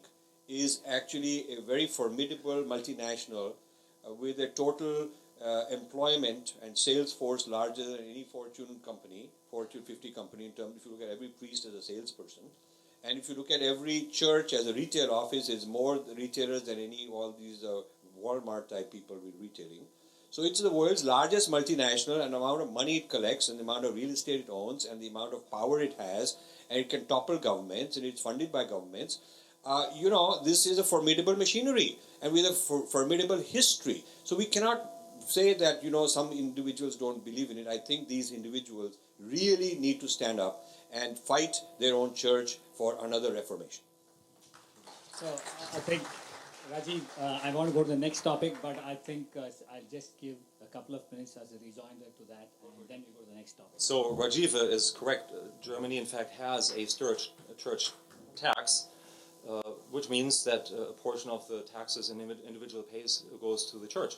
But there's a good reason for that, because every state in Europe has a fairly strong social system, and the states simply know, all the states, that the churches actually contribute largely, hugely to this social service. And now the social sector is much more developed back in Europe. Churches play their part in that. And this is actually funded by the state in order to facilitate that. That's the main reason of it. Now that, of course, a church will also provide religious education is fairly clear, but it's, I think, mainly the social side and the educative arm of the church which is funded through this. Again, the churches are left at their discretion what they want to do with this money. I should say, on the other hand, you said Christianity is a fairly organized, well-organized institution. It sounds to me very much like when you say Christianity, you have the Catholic Church in mind, but you mentioned the Reformation yourself and said that Luther, we need another Reformation like Luther. With Luther, who started the Reformation in 1516, 1520 or so, this hugely organized church actually really started to tumble, not fall, but the institution suffered quite a bit, and something different evolved, and that's the churches of the Reformation, the Protestant churches, the Lutheran Church, to which I belong. And things since then have been quite different. The Lutheran Church and many of the Protestant churches aren't that well organized at all. They're actually grassroots churches. Some of them have barely any superstructure. If you talk about these superstructures and the big bucks, that's definitely the Catholic Church with Pope Francis currently in Rome. By the way, they acknowledge and accept the Protestant churches as little as they accept other religions like Hinduism, believe it or not. There won't be any common Last Supper, for instance, kind of pinnacle ritual in Christianity between Catholics and Protestants. If you try that as a Catholic priest, you might as well be removed from the church roster. That's, by the way, what the last Pope did to a Catholic priest who was trying that at some point. So just be aware of that. So, I think thank you. So we'll go to the next topic. This topic is basically about the theological interface between Hinduism and Christianity. In Christianity, if you have faith and you believe in Christ, you have a salvation.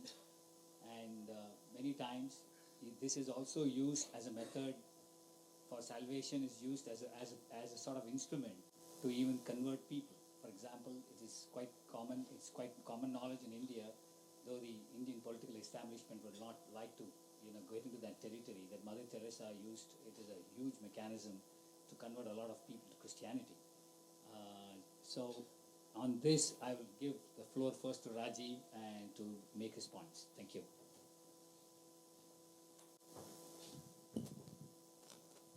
So, in my book, Being Different, I've raised the theological differences between the two, and why, to preserve the integrity of Christian theology, the Nicene Creed, and things like that, which are very standard across, whether it's Catholic, Protestant, they may have nuanced differences, but they all have this common denominator. Why that theology and the DNA of that theology is exclusivist, because you can say we think Christ is in your heart, and this is the Christ chakra, and the Christian yoga teachers will say, and Christ is everywhere, and Christ is Brahman, and Christ means the same as Krishna. In fact, some will say that Krishna is a distorted word for Christ. Some people saying like that. So, and a lot of people get kind of swayed into it, thinking like, wow, this is one of our, and Jesus lived in India, is one of the yogis anyway, he's the first yogi, So we get kind of duped into that. The issue is not only the institution of power, like in the first question I mentioned that point, the institution of power is very strong. By the way, Lutherans in India are very strong. Lutherans in India, I have done a whole lot on the Lutherans in India. They are at the frontiers of this Dalit movement, Dalitism, Dalit Freedom Network. They are into that in a big way. So that particular church is a very powerful church in terms of what is going on in India. But leaving the institution aside, as far as theology is concerned, I would say that the Christian theology will need major rethinking, major changes and editing in order to make it honestly and genuinely able to accept others as legitimate. Because you're talking about there's this idea of heaven. In the question we say, can others have a place in heaven? Is there a place for unbelievers in heaven? So even the concept of heaven itself you have to deal with. I was in the Mormon church and they were giving me this tour, and they were telling me all about heaven and you can come and we'll be in heaven. It's almost sounded like it's some kind of a retirement community. And I was asking questions like, do you have golf in heaven? Because I said, if you don't have golf, why would I go there? So this lady, she was Korean, she went and asked somebody to see if this guy would be able to play golf. And he answered my question. And then I said, do you have Godiva chocolates? Because if you don't have Godiva chocolates, I don't want to go to heaven. And they took all these questions very seriously. Like, is it literally a place? And this guy is he's ready to sign up, but he needs all these details, So, the idea of heaven itself, we have a problem with. And this idea of salvation is not moksha. And a lot of our priests also are confused. Our priests, because we've been colonized, so they keep saying this is Hindu salvation. We don't have salvation because salvation is from sin. There is sin from which you want salvation, and the idea of the original sin we don't have. So the Christian good news is that Jesus has come to save you from sin, and the Hindu good news is that there is no original sin. We are originally divine. So if the nature of the self is Satchitanand, then where is the original sin? I'm Satchitanand. It's ignorance is a different matter. I'm ignorant of it, and I have to recover that. So my moksha is to recover what I already am, and I have forgotten. And it's not that I have to be salvaged from sin, and my original character is my original character is sin, and I have to get rid of sin. So the concept of salvation is itself the idea of can Hindus have salvation and can we go to heaven? I think we should not even frame it like that, because I as a Hindu cannot accept the idea of original sin, and hence cannot accept salvation. I cannot accept some retirement community where I go and be at the front have a golf course view or something like that. I'm sorry, the whole metaphysics and cosmology of Christianity is such that at best we could have a truce and say, okay, we're very different from each other. We're not going to try and convince and convert each other. At least let's put a moratorium. The Dalai Lama in the year 2000 proposed something, that all the world religions should put a 25-year moratorium against any evangelism and conversion of other people. And imagine how the world would have been different today if people had accepted it. Hindus had no problem, said fantastic idea. Hindus, Buddhists, Dharma people said, okay, we are not interested in converting others. But the Jews actually accepted that because they're not converting. But Christians and Muslims would not accept this moratorium against conversion. So I see that the huge machinery of conversion that's going on and the theology that backs it, and they keep saying this is the Christian good news, even though Jesus may not have said it, but it's the Christian good news. Jesus did say, spread the good news. He did say at least my friends tell me that Jesus said, spread the good news. But what is meant by good news? Who defines what is meant by good news? Well, the interpretation of evangelists is that good news means that we got the exclusive franchise to take over. So that's the issue I have. Thank you, Rajiv. You got 4 minutes, sir. Okay. Well, I admit that I have a very different perception of heaven. My question would be, is there mango lassi being served in heaven? Otherwise, I wouldn't go there.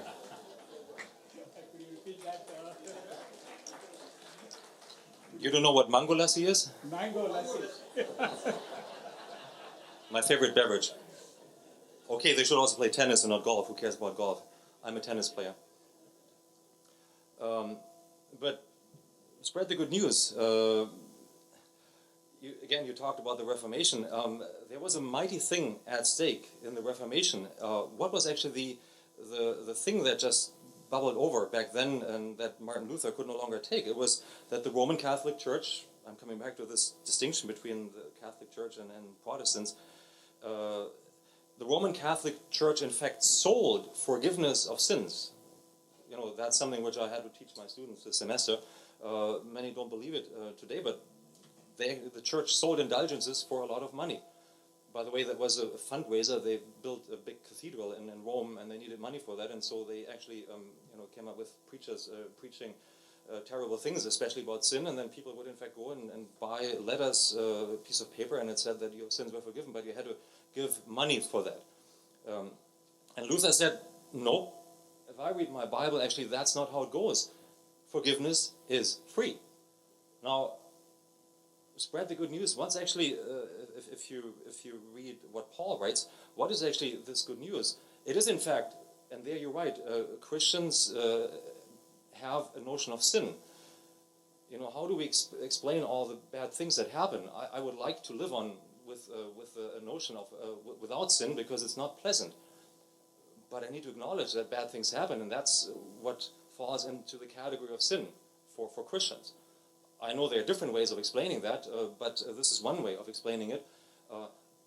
The amazing thing, the good news that should be spread is that the relationship between God and humans is not taunted by this. It's still intact, even though we're all sinners.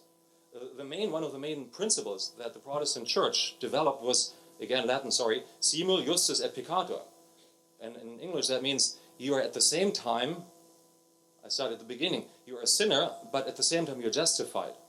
Does it make sense? Well, it means actually, yes, you are a sinner, but in the end it doesn't matter, because you are a child of God no matter what happens.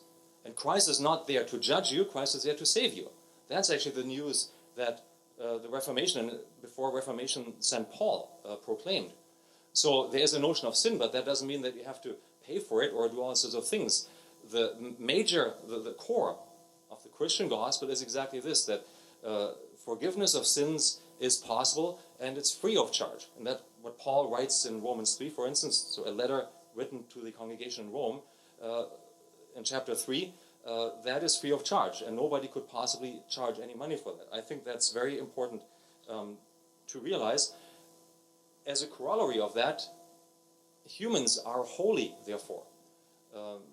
Luther introduced the notion of the priesthood of all believers and of the sanctification of all, and that means that it doesn't depend on our incredible actions whether we are holy in front of God.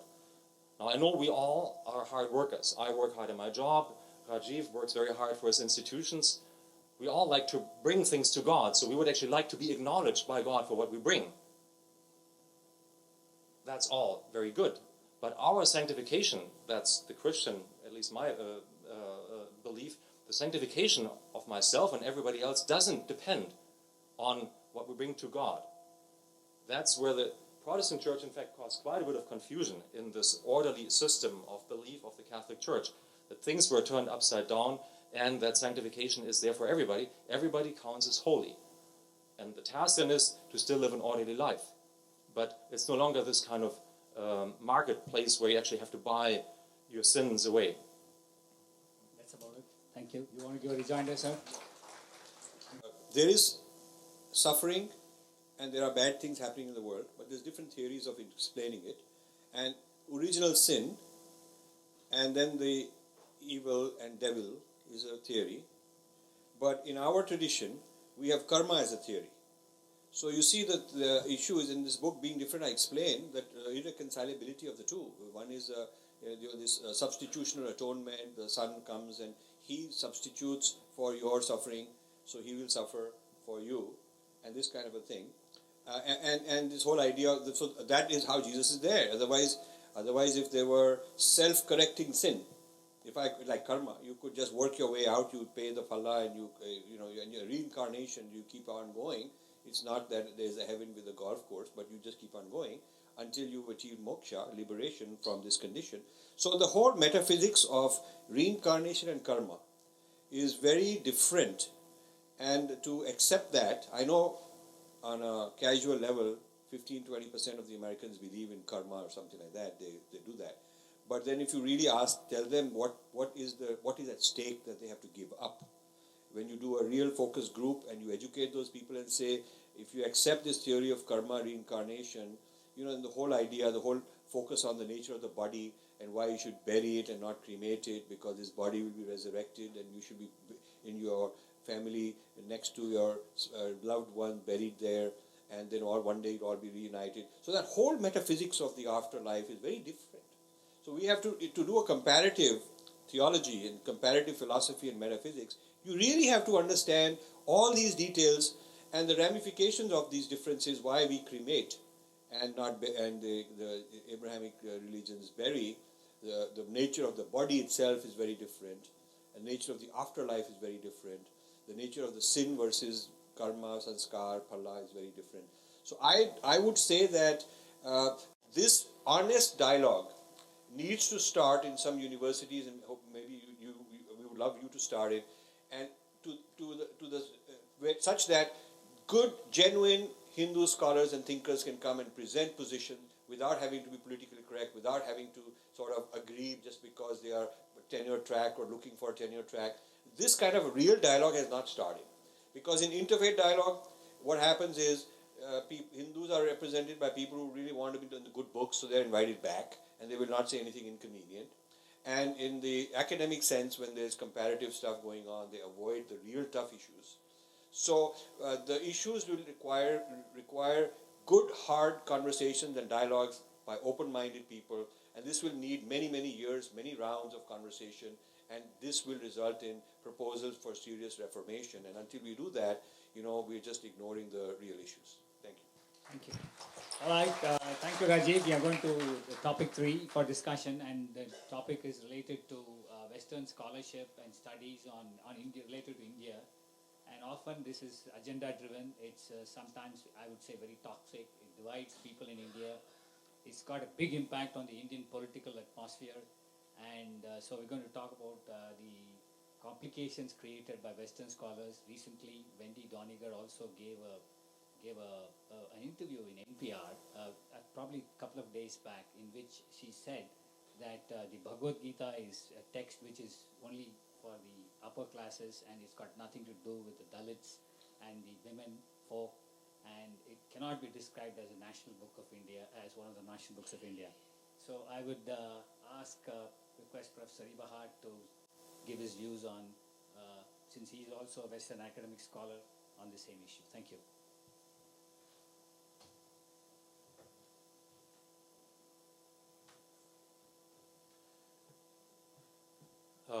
I need to say that I'm not an expert on Hinduism, so I can't really, 2 minutes, I can't really say a whole lot about how this specifically relates to Hinduism. I also don't know much about this current discussion that was referenced just a moment ago. I would like to actually mention something which I think is important for scholars and what we're doing, and I think also what we do as religious people, which hopefully helps to show why I'm interested in a discussion with everybody, Rajiv, everybody here who represents a religion. I was taught very early on, when I was still in my first semesters in my studies of religion, something about the nature of this whole enterprise that I was going to go through. And that is, now humans can talk about God, but what we say about God is never exactly how God is. Okay, we can in the end say that God is a father, or that there are 330 million gods, or a triune God, or whatever. But in the end, all of this language will only help to approach God. It will never fully capture God. Okay, now I'm standing here decades later. I'm a professor of religious studies. I have 2 doctorates in biblical studies. You know what? I still don't know exactly how God looks like.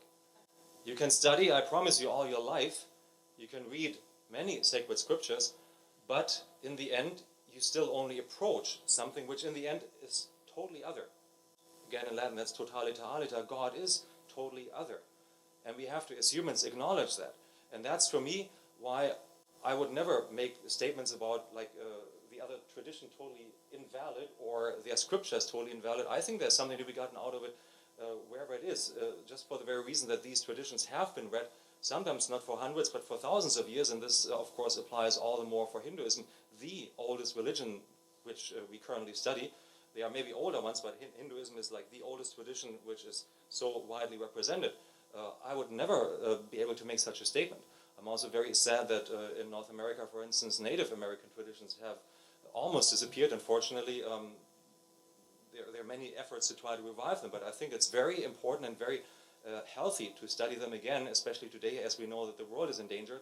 I think Christians can learn a whole lot from this intimate connection to the earth, which recognize that everything on the earth is living. You know, yes, I mean, Christians don't have that strong of an emphasis on that in their scriptures. So, you know, study Native American traditions and learn from that. I think it's for the benefit of all of us. So I think we can learn from each other, and that's why this dialogue and this curiosity is very, very important. So since this question has to do with scholars and Wendy Doniger and academics and so on, I would say that I have engaged the Western academic community for 20-25 years, full time. and I know a lot about what the dynamics are, what the politics are. And I must say that there is a kind of a cartel mentality which keeps people like me out. And the scholars are not, the scholars who are on a personal level, on my wavelength, are not willing to fight the good fight against the whole system and say, like, look, let the voices come and represent themselves, and let us not talk about them behind their back on their behalf like good cops. Let them come and speak for themselves. A part of the problem is, what is the definition of a competent scholar is a very Western definition. So you have to have a Western certification that you are a qualified scholar. You have to go through a Western program of higher education and be certified. And that is not how our yogis and acharyas have been certified for thousands of years. So we have to, in order to have a person be qualified in the Western Academy to represent Hinduism, he has to go through a Western system of what amounts to brainwashing. I know a lot of people who are into the training, and they have to study, the certain categories, hermeneutics. Swami, a sadhu or yogi doesn't know what's meant by hermeneutics. And why is it important to understand, every time we do something from the Hindu point of view, to get a Western publisher, he'll say it has to be peer reviewed by Westerners. The Westerners who peer review reject it because you did not cite Western sources. The moment you cite Western sources, you're back in the game. You've been co-opted. So either you get co-opted into learning the Western categories, the categories of Western universalism, and then you learn the hermeneutics and you learn to think like them, and then you get your certification, and then you can speak for Hinduism because you have a Hindu name, but you've been brainwashed and compromised. Or if you are really truly a practitioner, then you are not allowed to come enter the discourse in the Western Academy because you are not somebody that they have certified. So this is the gatekeeping and kind of a certification system, which is itself a problem in my opinion. We consider a person who is a very highly accomplished yogi to be our exemplar. Sri Aurobindo would never have been allowed to come and teach in the Western Academy his philosophy. Gandhi would not have been allowed, Swami Vivekananda would not be allowed, Raman Maharshi would not be allowed, because they did not have the Western degrees and the Western stamp of what it constitutes to be an academic scholar.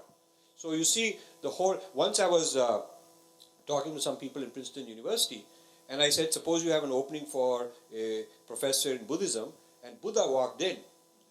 What would you do? And they had no hesitation to say, we will reject him. That's true. And I said, what would you do if Jesus Christ walked in, applied for a job on Christianity? They said, we'd have to reject him. Because the university policy doesn't satisfy that. So I think we have a problem of a particular civilization controlling the universalism idea of who constitutes a scholar, what he has to go through, who certifies, who are the peer reviews that approve the journal articles, so that you have to peer review journal articles so many times before you can get it the next step. This whole mechanism in the academy is itself something that needs reformation. You want a rejoinder to that? You can allow a rejoinder, and that's the last one. You want to give a rejoinder to that? At some point, yes. I mean, you have to agree to certain rules, and in fact, in the academy, that is. Oh, gee, 1 minute. That is to publish. You have to somewhere find your rules. Let's see what I can then. Where I wanted to go at is actually that I currently have a Buddhist who might in fact be teaching our courses in Buddhism pretty soon, and so I know of a school. I was just informed about that, where the course in Christianity is taught by a Muslim, jointly in rotation taught by a Muslim and a Sikh. Now, Rajiv would of course say that they have been brainwashed. I just want to say that that's possible, and I think there's a choice for that because it brings a different perspective on things. I'm curious in diversity and telling the same story differently over again. So, of course, I know on the other hand, Rajiv is right. The university system that we have it wasn't invented globally. I mean, it comes out of Europe, and yes, I mean there will be this particular smack or smell on it. So I don't deny that. I would probably fully agree that people who think differently, who represent a different culture, have maybe at some point at least had a problem. Now, if you're on the job market today, though, there's a strong push for diversity, which means today, if you're actually an Asian scholar, you probably would have more of a chance than me, who is a white male, in the academy. And that's not a joke. This is really something which is true, which I experienced in the last years. I got the job here, but there were places that I know favored people who just looked very different from me. And there are many places who look for today for somebody who is an African American or Asian or who is a woman. So the white male is actually not really the strongest category if you want to actually look for a job in my field at least. So changes might be there in the future, and maybe we just have to be more patient with that. I think that what Professor Eberhart says is a good trend and a solution. I consider it to be exactly the opposite. I think it's a real serious problem, because the issue is not the ethnicity, gender, etc. of an individual, but the way their mind has been programmed with what kind of apps he has to download in order to be that Sikh who teaches Christianity. What kind of teaching does he have to go through? So let me give you a very concrete example. I am right now fighting a battle on the future of Sanskrit with a man called Sheldon Pollock in Columbia University, who is immensely powerful. And the Shringeri Mutt, which is the hub of all our, the center of Advaita, Vedanta, and so on, a person they would consider initiated and a scholar who's done so many years of tapas and who's attained a lot of enlightenment, including the Shankaracharya himself, would not qualify to occupy that chair of Sanskrit because he doesn't fit the requirement. So what you would have to do is, if the Shringeri Mutt wanted to create their people and occupy chairs of Sanskrit in Columbia University, which they want to fund, they would have to send young people through the whole education system, get them a Western orientation. The person will learn hermeneutics, he will learn all these categories, he will learn whatever, all of that stuff. And that filtering process my two kids went through to get their advanced degrees in the humanities. The filtering process is such that no matter how determined you are to not succumb, you will have to succumb to get your degree. And I have a lot of horror stories of Indians and Westerners who are practicing Hindus who have to fight the system in order to get their doctoral dissertation approved. And till the end, they were told, this is too much the practitioner's view, it is the emic view, not the etic view. And this is too much, you haven't cited enough Western sources. And this is based on an experience of a yogi, but we don't consider that. That is not what matters. So you see, what you are doing is completely sidelining the credibility and adhikar of a yogi's experience, because that is not what the Western Academy considers valid and legitimate. You are basically looking at book knowledge. So what you have is the bookworm who can dissect and produce from the text. We are not a text-based, we are an embodied knowing tradition. And since we are embodied knowing, the exemplar is somebody who's embodied. So to give you an analogy so you have some sympathy with me, I would say that some of the saints in Christianity and Jesus Christ himself might not have been into hermeneutics, might not have been the guy who would pass the exam and be able to turn in all the papers, and might not be qualified. And so what has happened is the Western academies' teaching of religious studies is not even sincere to Christianity itself, is my view. It is not only a Hindu problem, but the problem that Christianity suffers as a result of it is obviated or relieved or reduced or whatever by the fact that there's a huge number of seminaries that are sympathetic, so they are producing enough discourse. We don't have the Hindu version of seminary that's out there producing a whole lot of output. So if we want to have a seat at the table in academic discourse, we have to go through the regular religious studies route. So actually, I used to be a champion of trying to get positions and chairs in Hinduism studies in the academy. I no longer am, because I think what you're doing is funding the wrong methodology of studying us. It is not the DNA, whether it's an Indian DNA or whether the guy wears a turban or whether he's a Muslim. It is not about that diversity. I'm not talking about diversity of ethnicity. I'm talking about the diversity of the Siddhant, what we call Siddhant, which is what you would call hermeneutics. We have our own equivalent of hermeneutics called Siddhant, the theory of how you see things, the theory of interpretation. We have our own, Sanskrit has its own literary theory, which believes in rasa and all these things which don't even exist in the West. So what we are asked to give up, to even have a voice at the table, is to give up the things that are most central to us, which make us who we are. We have to give that up and assume another aura and another voice and another kind of way of thinking in order to even be having a ticket and a certificate so we can be heard. That to me is a problem that nobody is talking about, because they're saying we'll now have women, we'll have blacks, we have a Sikh guy, we have a guy with this with various kinds of clothes, and there we have a Swami wearing, we have a guy in saffron, but this saffron clothed Swami will have gone through so many years of brainwashing that he will not be able to teach the same way. So to me, it's more the methodology of studying religion itself which has to be debated. Thank you, Rajiv, and we'll close the the discussion session. We'll have more encounters like this in the future, and we request all of you to, when we come next time, when we arrange it next time, to be present in larger numbers and get enriched from both sides and get the whole story. Because if we talk only among ourselves, we become an echo chamber of bias. So that's the reason we brought Professor Eberhart today, and we thank you very much, sir, for being here. Rajiv, thank you very much for presenting. And we really thank Eberhart on behalf of IHAR and the Hindu community here in Houston to come here and give your views. Thank you very much. Oh, yeah, please. I want to thank Professor Eberhart because he's very courageous, and I like people who can just talk very honestly and freely, and I thought he was doing a very good job representing Christianity.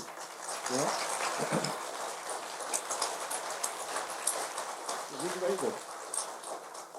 Not in any way sort of hiding the theology and philosophy and history, but being very straight about it. And yet coming to a forum like this where it takes a lot of courage. It's a room full of very charged up Hindus, and so but good cups and bad cups. Yeah, the good cups and bad cups. But I will say that the exact flip of this, where I am the only Hindu and the whole control is and the audience is Western, I've done for 25 years, and I did not have good moderators who were doing a level playing field. I had to really fight for every word to get in. So I'm very happy that we can have these honest conversations and debates and this is the open architecture of Hinduism at work right here.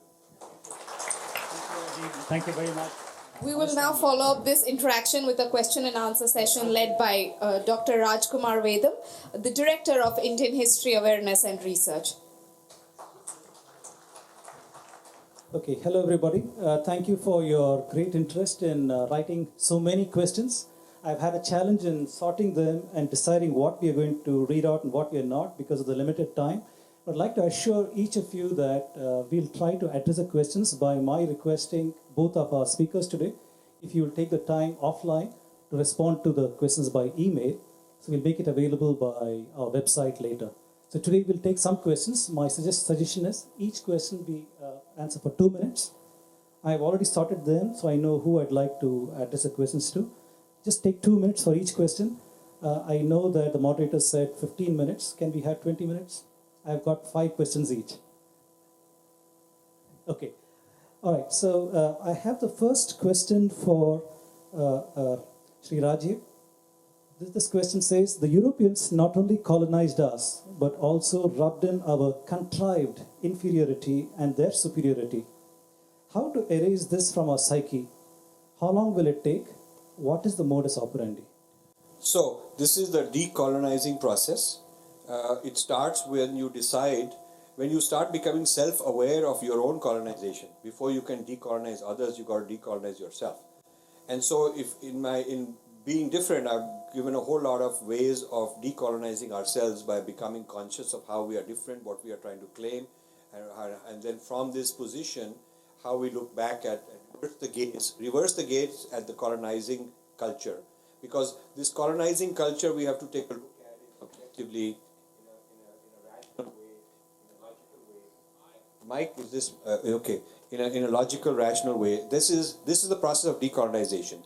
And then I've gotten specific techniques like claiming Sanskrit non-translatables and not using English equivalents. So Atman is not soul. I've given a whole logic why it's not soul. And why Shakti is not sort of energy like some kind of electric bulb or something like that.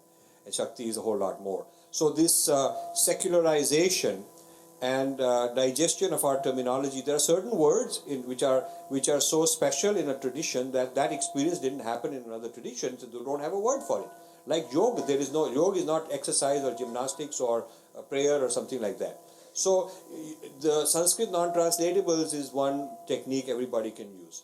And knowing the differences, like the difference between the karma reincarnation theory versus the original sin theory, or what you may say the Hindu good news versus the Christian good news, is these are kind of techniques you have to learn and start articulating, start practicing, start challenging the place to start with your own Hindu friends. They are the ones who are the most confused. And once you do that and others catch on, they will also begin to, by influence, they'll also begin to do this. So that's where I think the decolonization process has to start. Thank you. Thank you, Sri Rajiv. Next question I have is of Professor Eberhart, and this is by an 11-year-old. So please excuse the language or the tone. We all believe in God. So why do we argue about our beliefs? Why can't we all just respect each other? I'm sorry. Thank you for that question. I think it's a great question.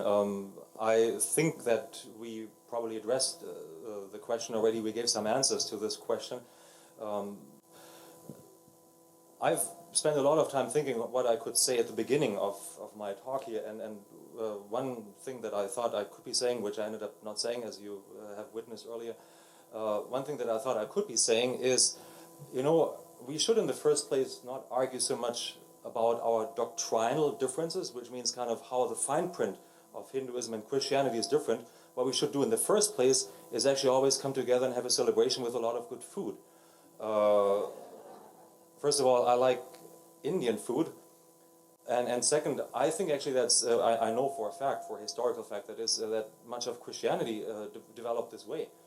Christianity was not an extremely dogmatic religion in the first centuries. People just met and ate 2,000 years ago, and at some point started to talk about things, and that's how Christianity worked. I think actually, that's my personal point of view, that we spend way too much time debating, like as if we were enemies, instead of first trying to reach out and encounter each other on a very different level. Later on we can still debate things, but maybe then the debate also looks quite different.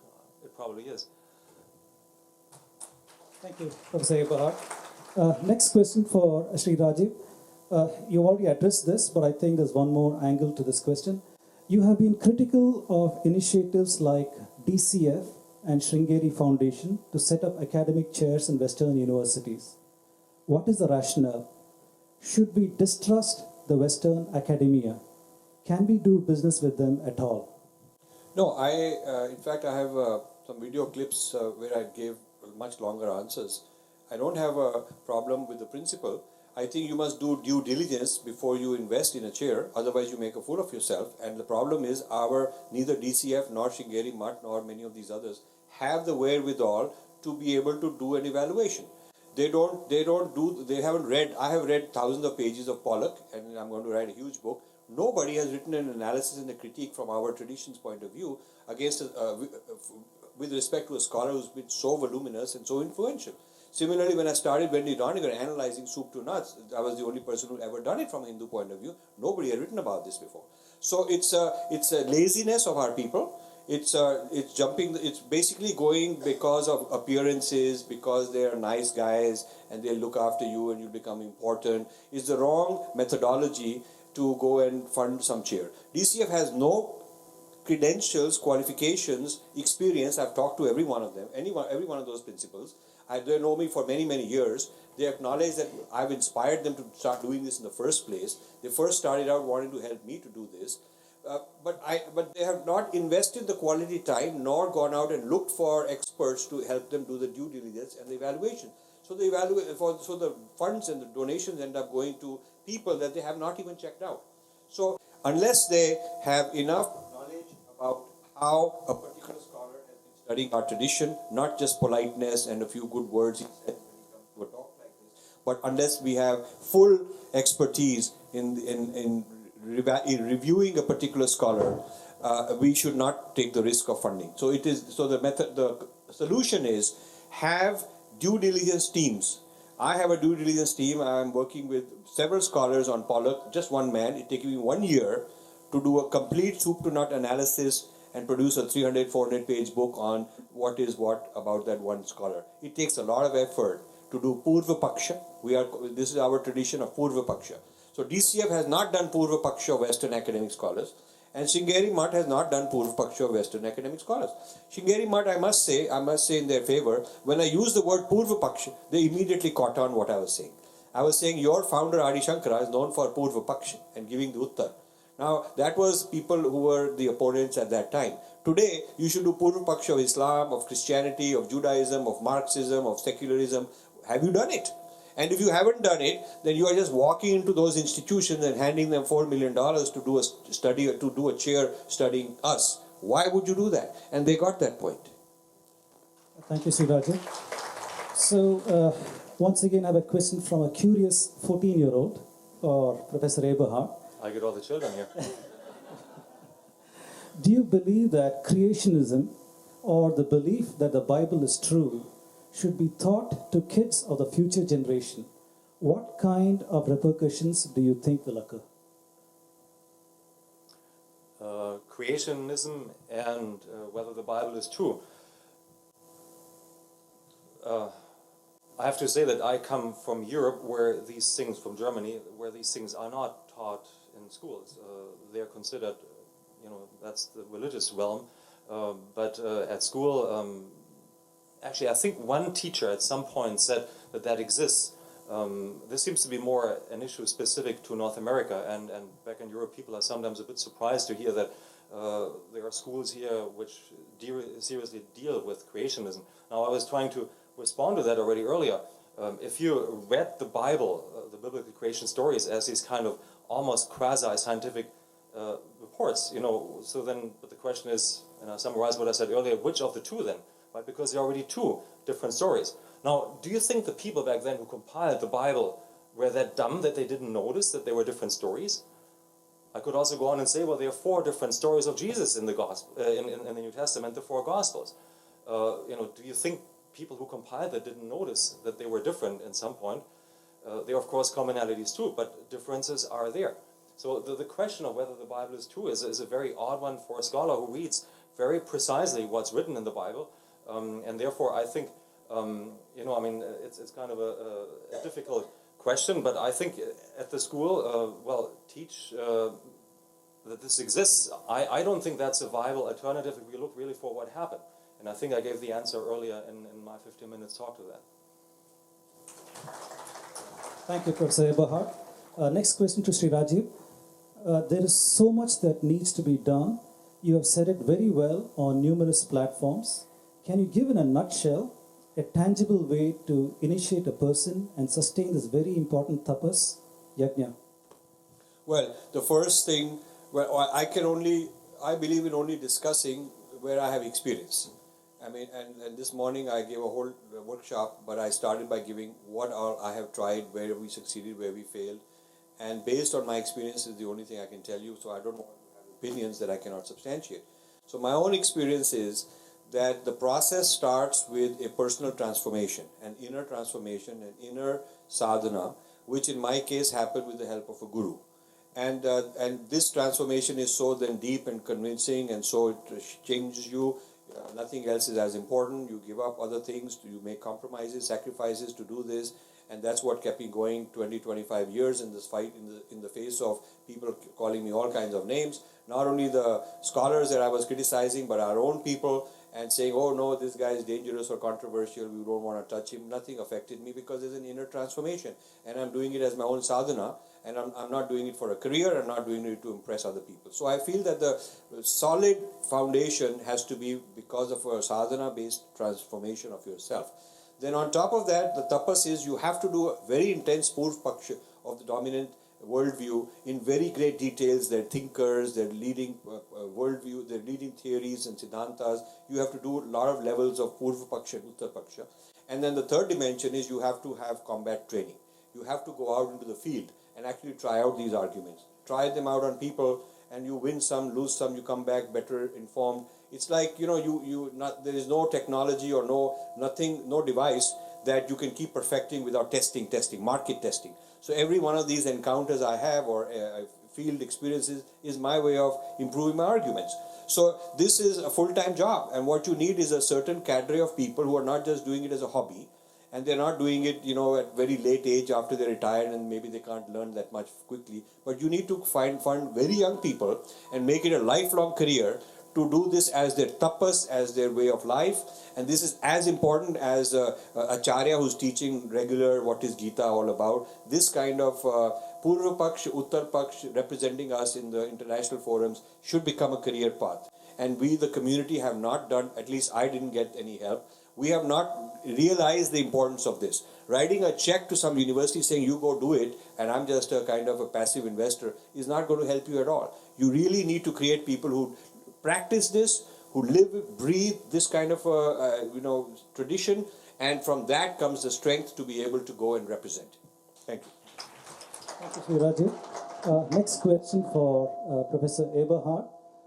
If God made man and earth was made for him to exploit, does that justify unbridled exploitation? Is Christianity compatible with environmentalism? Okay. I think I hinted at that question a moment ago when I said that Christianity, in fact, can learn from other religions. There's certainly a lot of damage that's being done today to the earth, and Christianity, it's difficult to say Christianity because it's the Western industrialized world, and exactly how that's identical with Christianity, I have my doubts. Sometimes we use the word Christianity or Christian for something that isn't really Christian in the first place. There was also war between Catholics and Protestants in Ireland, but it wasn't really Catholic fighting Protestants, but it was the English fighting the Irish, and they just happened to have typically different denominations, but it sounded like people were fighting each other over their doctrinal views, some being Catholics, some Protestants. No, I mean, it was a political fight. So again, to come back to this question, I think Christians can learn quite a bit from, for instance, indigenous spiritual traditions, which have a very high appreciation of everything that surrounds us just because it is all considered to be alive. And if something is alive, there's less of a propensity to hurt it or to damage it, to annihilate it.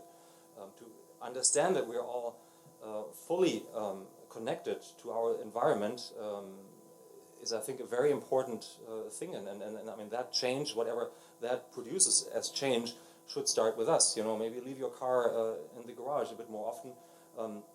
Do things at your Hindu temple, which are economical or environmentally friendly. I just wrote a research proposal in that direction, so I could actually go on rambling for quite some time. But and then that's a research proposal for how all different religious communities in the Texas area could actually be more environmentally considerate. So not just Christians, but all that are there, because I think we can probably all learn from it. But I also know that some traditions are a bit more advanced on that path, and others aren't. And I know that Christians wouldn't be at the top of this kind of race towards environmental consideration. Thank you, Professor Eberhart. To Sri Rajiv. Every believer takes his religion to be truth. What is wrong if Christians convert others to what they believe to be truth? Well, because there is a destruction involved. I mean, if you say whatever I believe I have a right to do, then I may be doing all kinds of abuses to somebody because I believe that. The point is, freedom in this country or any country does not give you the right to impinge upon other people's freedom and other people's rights. So when you are saying, if somebody says, if person A says, I'm a Christian, I'm required by my belief to convert you, the point is that the person being converted, who may be poor, who doesn't have the resources, may not be empowered, may not even have enough knowledge to know what he's getting into because he's kind of duped into it. Look at his rights also. So I think it's not good enough that a Christian is asserting his right to convert you. It's like saying, somebody wants to kill you, somebody wants to harm you, somebody wants to steal you. It's his belief, he has a right to do it. You don't have that right. I think I would argue that a Christian should be a better Christian for himself. There's plenty of problems within Christianity, plenty of human rights abuses within Christianity. If Christians feel that the India's social problems are the result of Hinduism and the solution is Christianity, they should look at Mexico, which is a Christian country, Philippines, which is a Christian country. They should look at former colonies of Christian nations that are all Christianized now, and see the per capita social abuse there is far, far greater than in India in terms of all the dynamics of abuse and I did a long time ago. I got some interns from Princeton University, and we got statistics from the United Nations and various other sources, and looked at various crime statistics, abuse against women, abuse against children, all kind of statistics from various countries. And we picked India as a sort of representative for Hindus, and did a per capita or per million population. And we took Christian countries, which are poor Christian countries. And in fact, not only the poor Christian countries have very bad statistics in this way, but even the rich Christian countries have pretty poor human rights statistics domestically. So you cannot export a solution to cure somebody else that you haven't been able to cure on yourself. So I think there's also a hoax, and there's a kind of a fraud in selling a solution to Indians if the solution hasn't worked for 2,000 years to solve the human rights problems within the Christian society. So I think that also has to be done. It's sort of like if a drug manufacturer says, I have the right to sell him something not good for him, I have that right. The point is the Federal Trade Commission will say you don't have that right because it's deceptive. So similarly, if somebody is telling me that you will go to hell and I will, if you come this way, I will go to heaven, unless he can prove it for a fact, he is giving me something which is not fair. I mean, I have rights too. And there is this false advertising going on. And so I can come up with all kinds of counter arguments which say that the Christian does not have the right to use his power, his economic superiority and so on, and really push evangelism in a very strong way. Thank you, Sri Rajiv.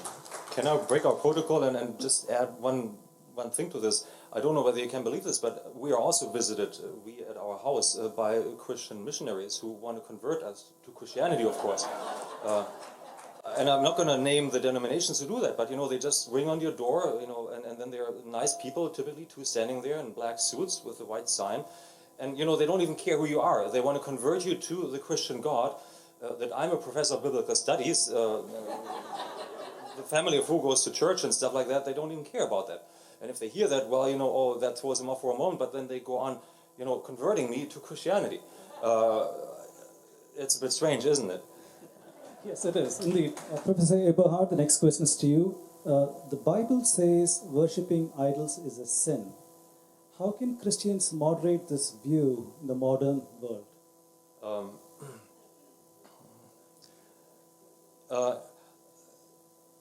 There has always been, of course, in the history of religions, a development, a process going on.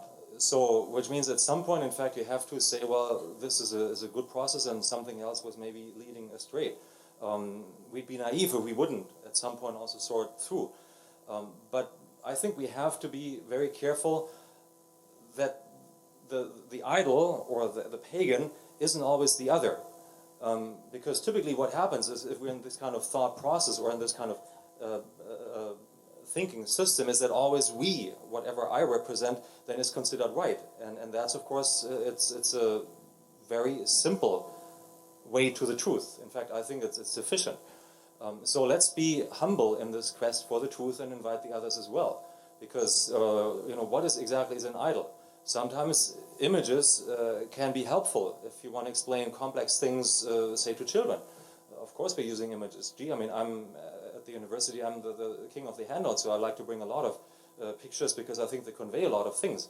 Now that, of course, idols can also have negative functions or can convey problematic things. That's another issue.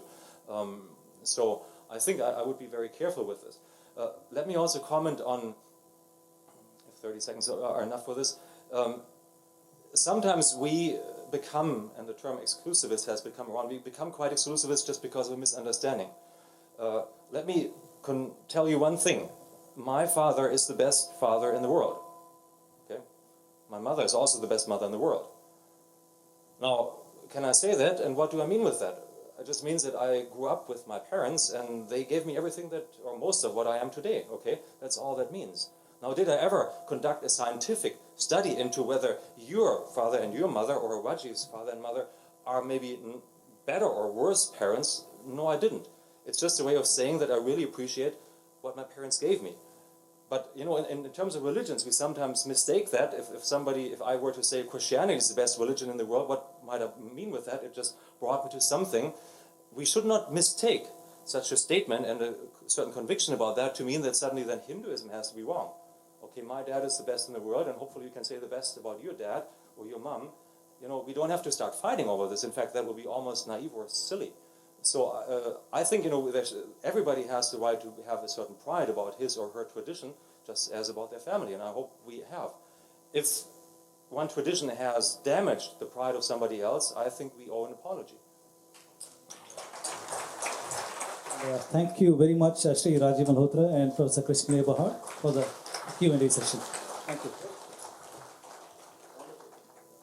I thank Sri Rajiv Malhotra, Professor Christian Eberhart, and Dr. Rajkumar Vedam for this lively question and answer session. I'd now like to call upon Dr. Jaikumar Srinivasan to give a brief introduction into the activities and objectives of Indian History Awareness and Research Organization.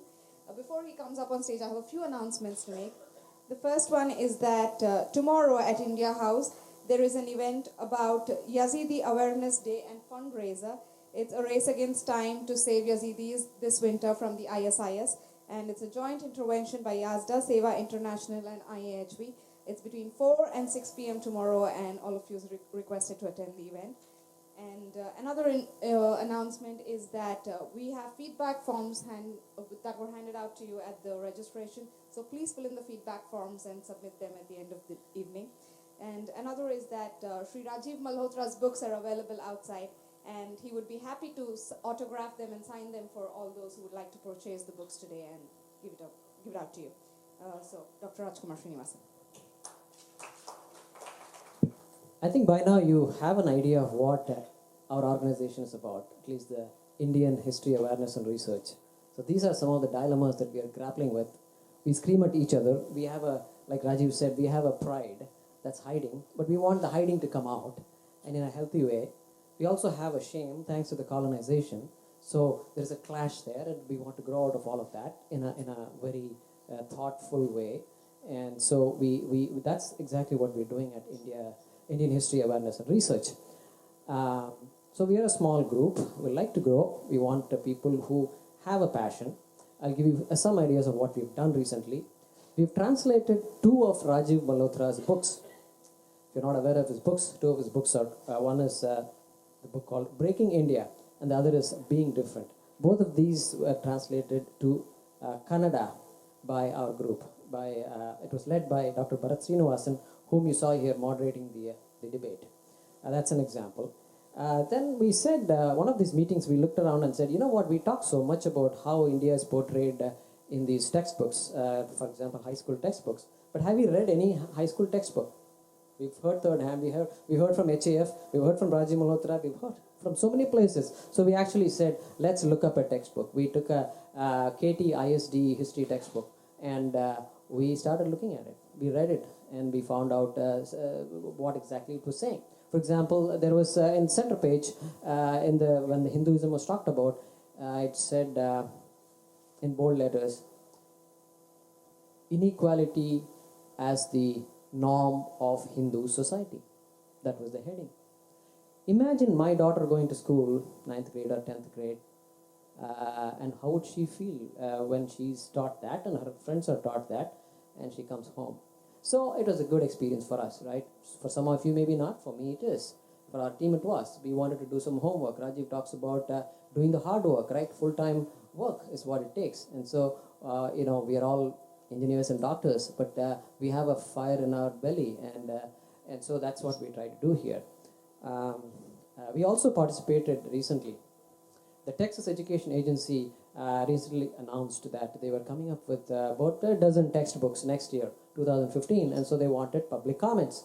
And so HAF told us, we worked with HAF on that, they told us this was coming out, so we independently said, okay, let's critique the books. So 6 of us critiqued 5 books, and we sent in our about 100 comments or so. So we are just beginning to review those comments, and it's amazing. We told them there was a narrative about Aryan invasion theory. Between 600 BCE and 1500 BCE, there was Aryans came from the Central Asia to the Indus Valley, etc., etc. And we said, we gave a big list, we gave references, and we said, this is hotly debated. There's no proof for this. And the response they gave was, we agree with the commentators' views, and we're going to add the line that this issue is being debated by scholars. Okay, it's not full victory, but at least, it's a great accomplishment for us. We feel good. It's a big boost for all of us. So that's an example. We're looking at various other narratives like polytheism, salvation, sati. We had a program on sati just about 3 months ago. How many of you attended that program? Yeah, many of you did. So we looked at it. We studied P.V. Kane's book. P.V. Kane is a Bharat Ratna awardee of 1963, I think. And he has written a very good volume, many volumes on Introduction to Dharma Shastras. So we studied that and tried to do some objective research. So those are some examples. I don't want to go on, but we have many other ideas. I think so. The registration package you got lists some of our ideas for the future, for at least for the next 18 months or so. We like to think that the past is our present to the future. That's how we like to see our organization as. And so we need your support. There is no organization out there, the US government is not going to support us. There's no organization that's going to support us. It's people like you who have, kind of given up the hours of your time this weekend to come here. And so we're looking for you to support us. Give us $500, give us $1,000, give us $5,000, or give us any amount that is you feel you're comfortable with. And if you're giving that other amount, let that be a significant other. That's what I like to leave you with. And so I appreciate your coming here today. And please feel free to talk to us. If you have any questions, we'll be, of course, available. And we're going to be honoring the guest today. And let's do that. And could Mr. Rajiv Malhotra please come forward and accept a simple token of appreciation?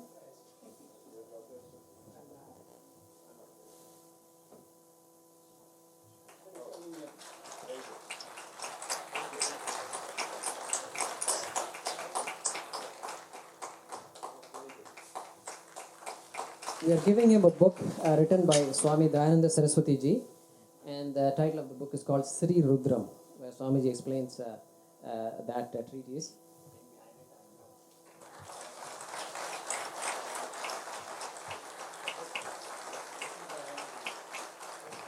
This is Swamiji's book. It's called Introduction to Vedanta, Understanding the Fundamental Problem. I hope, Professor Eberhart, you would enjoy reading that book. We'll be happy to have your feedback. Do you want to say a few words? Okay. Thank you very much. Appreciate it. Dear honorable guest, Sri Rajiv Malhotra ji, Professor Christian Eberhart, distinguished guests, ladies and gentlemen. It's my privilege to be standing here to express a vote of thanks on this rare occasion.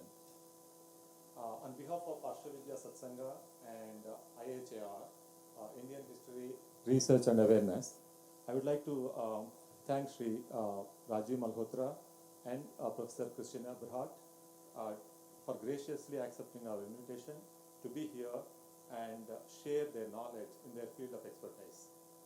After listening to their presentation and dialogue today, we are indeed glad we choose these learned men of distinction. Their engagement with us today is clear testimony to the depth of their knowledge and intellectual acumen, and IHR acknowledges its gratification in its mission to raise our community's awareness of the need to reach a level of mutual respect and recognition through deeper understanding of differences. Sri Rajiv gave us a very nice perspective of historical overview of the evolution of Indian identity today, a brilliant analysis of the history of the West's hegemonic control over Indic civilizations.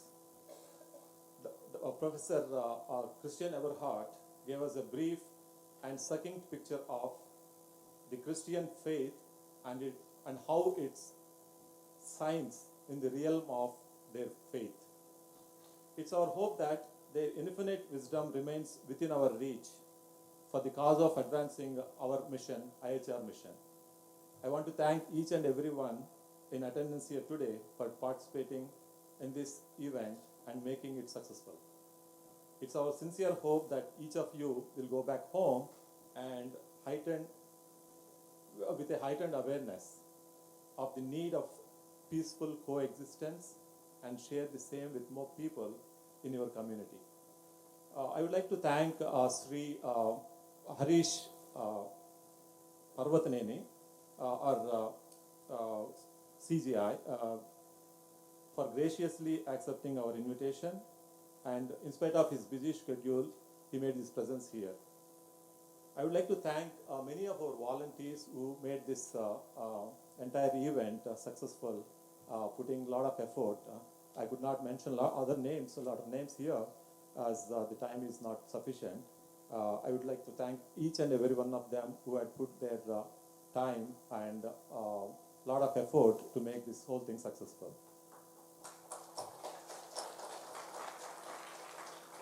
So, ladies and gentlemen, I once again express our gratitude to Sri Rajiv Malhotra ji and Professor Eberhart for their gracious participation, and I now ask the audience to express your appreciation in the usual way. Please rise and start.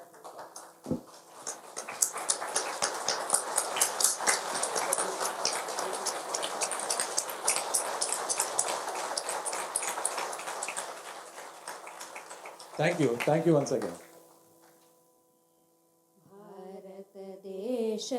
भारतदेशहिताय भरतादिमहामतिसेवित भारतदेशहिताय भरतादिमहामतिसेवित भारतदेशहिताय आसेतु Himachal वनगिरिजन संरक्षणाय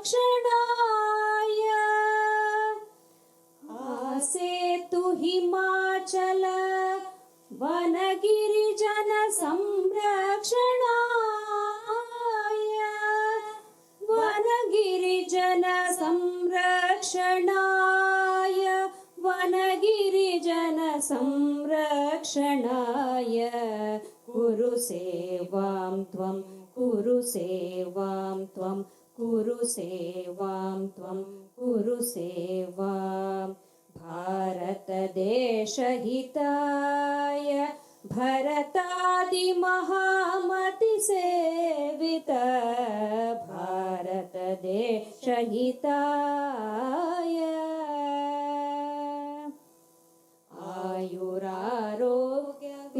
आयुरारोग्यविवर्धनाय धर्म संस्थापनाय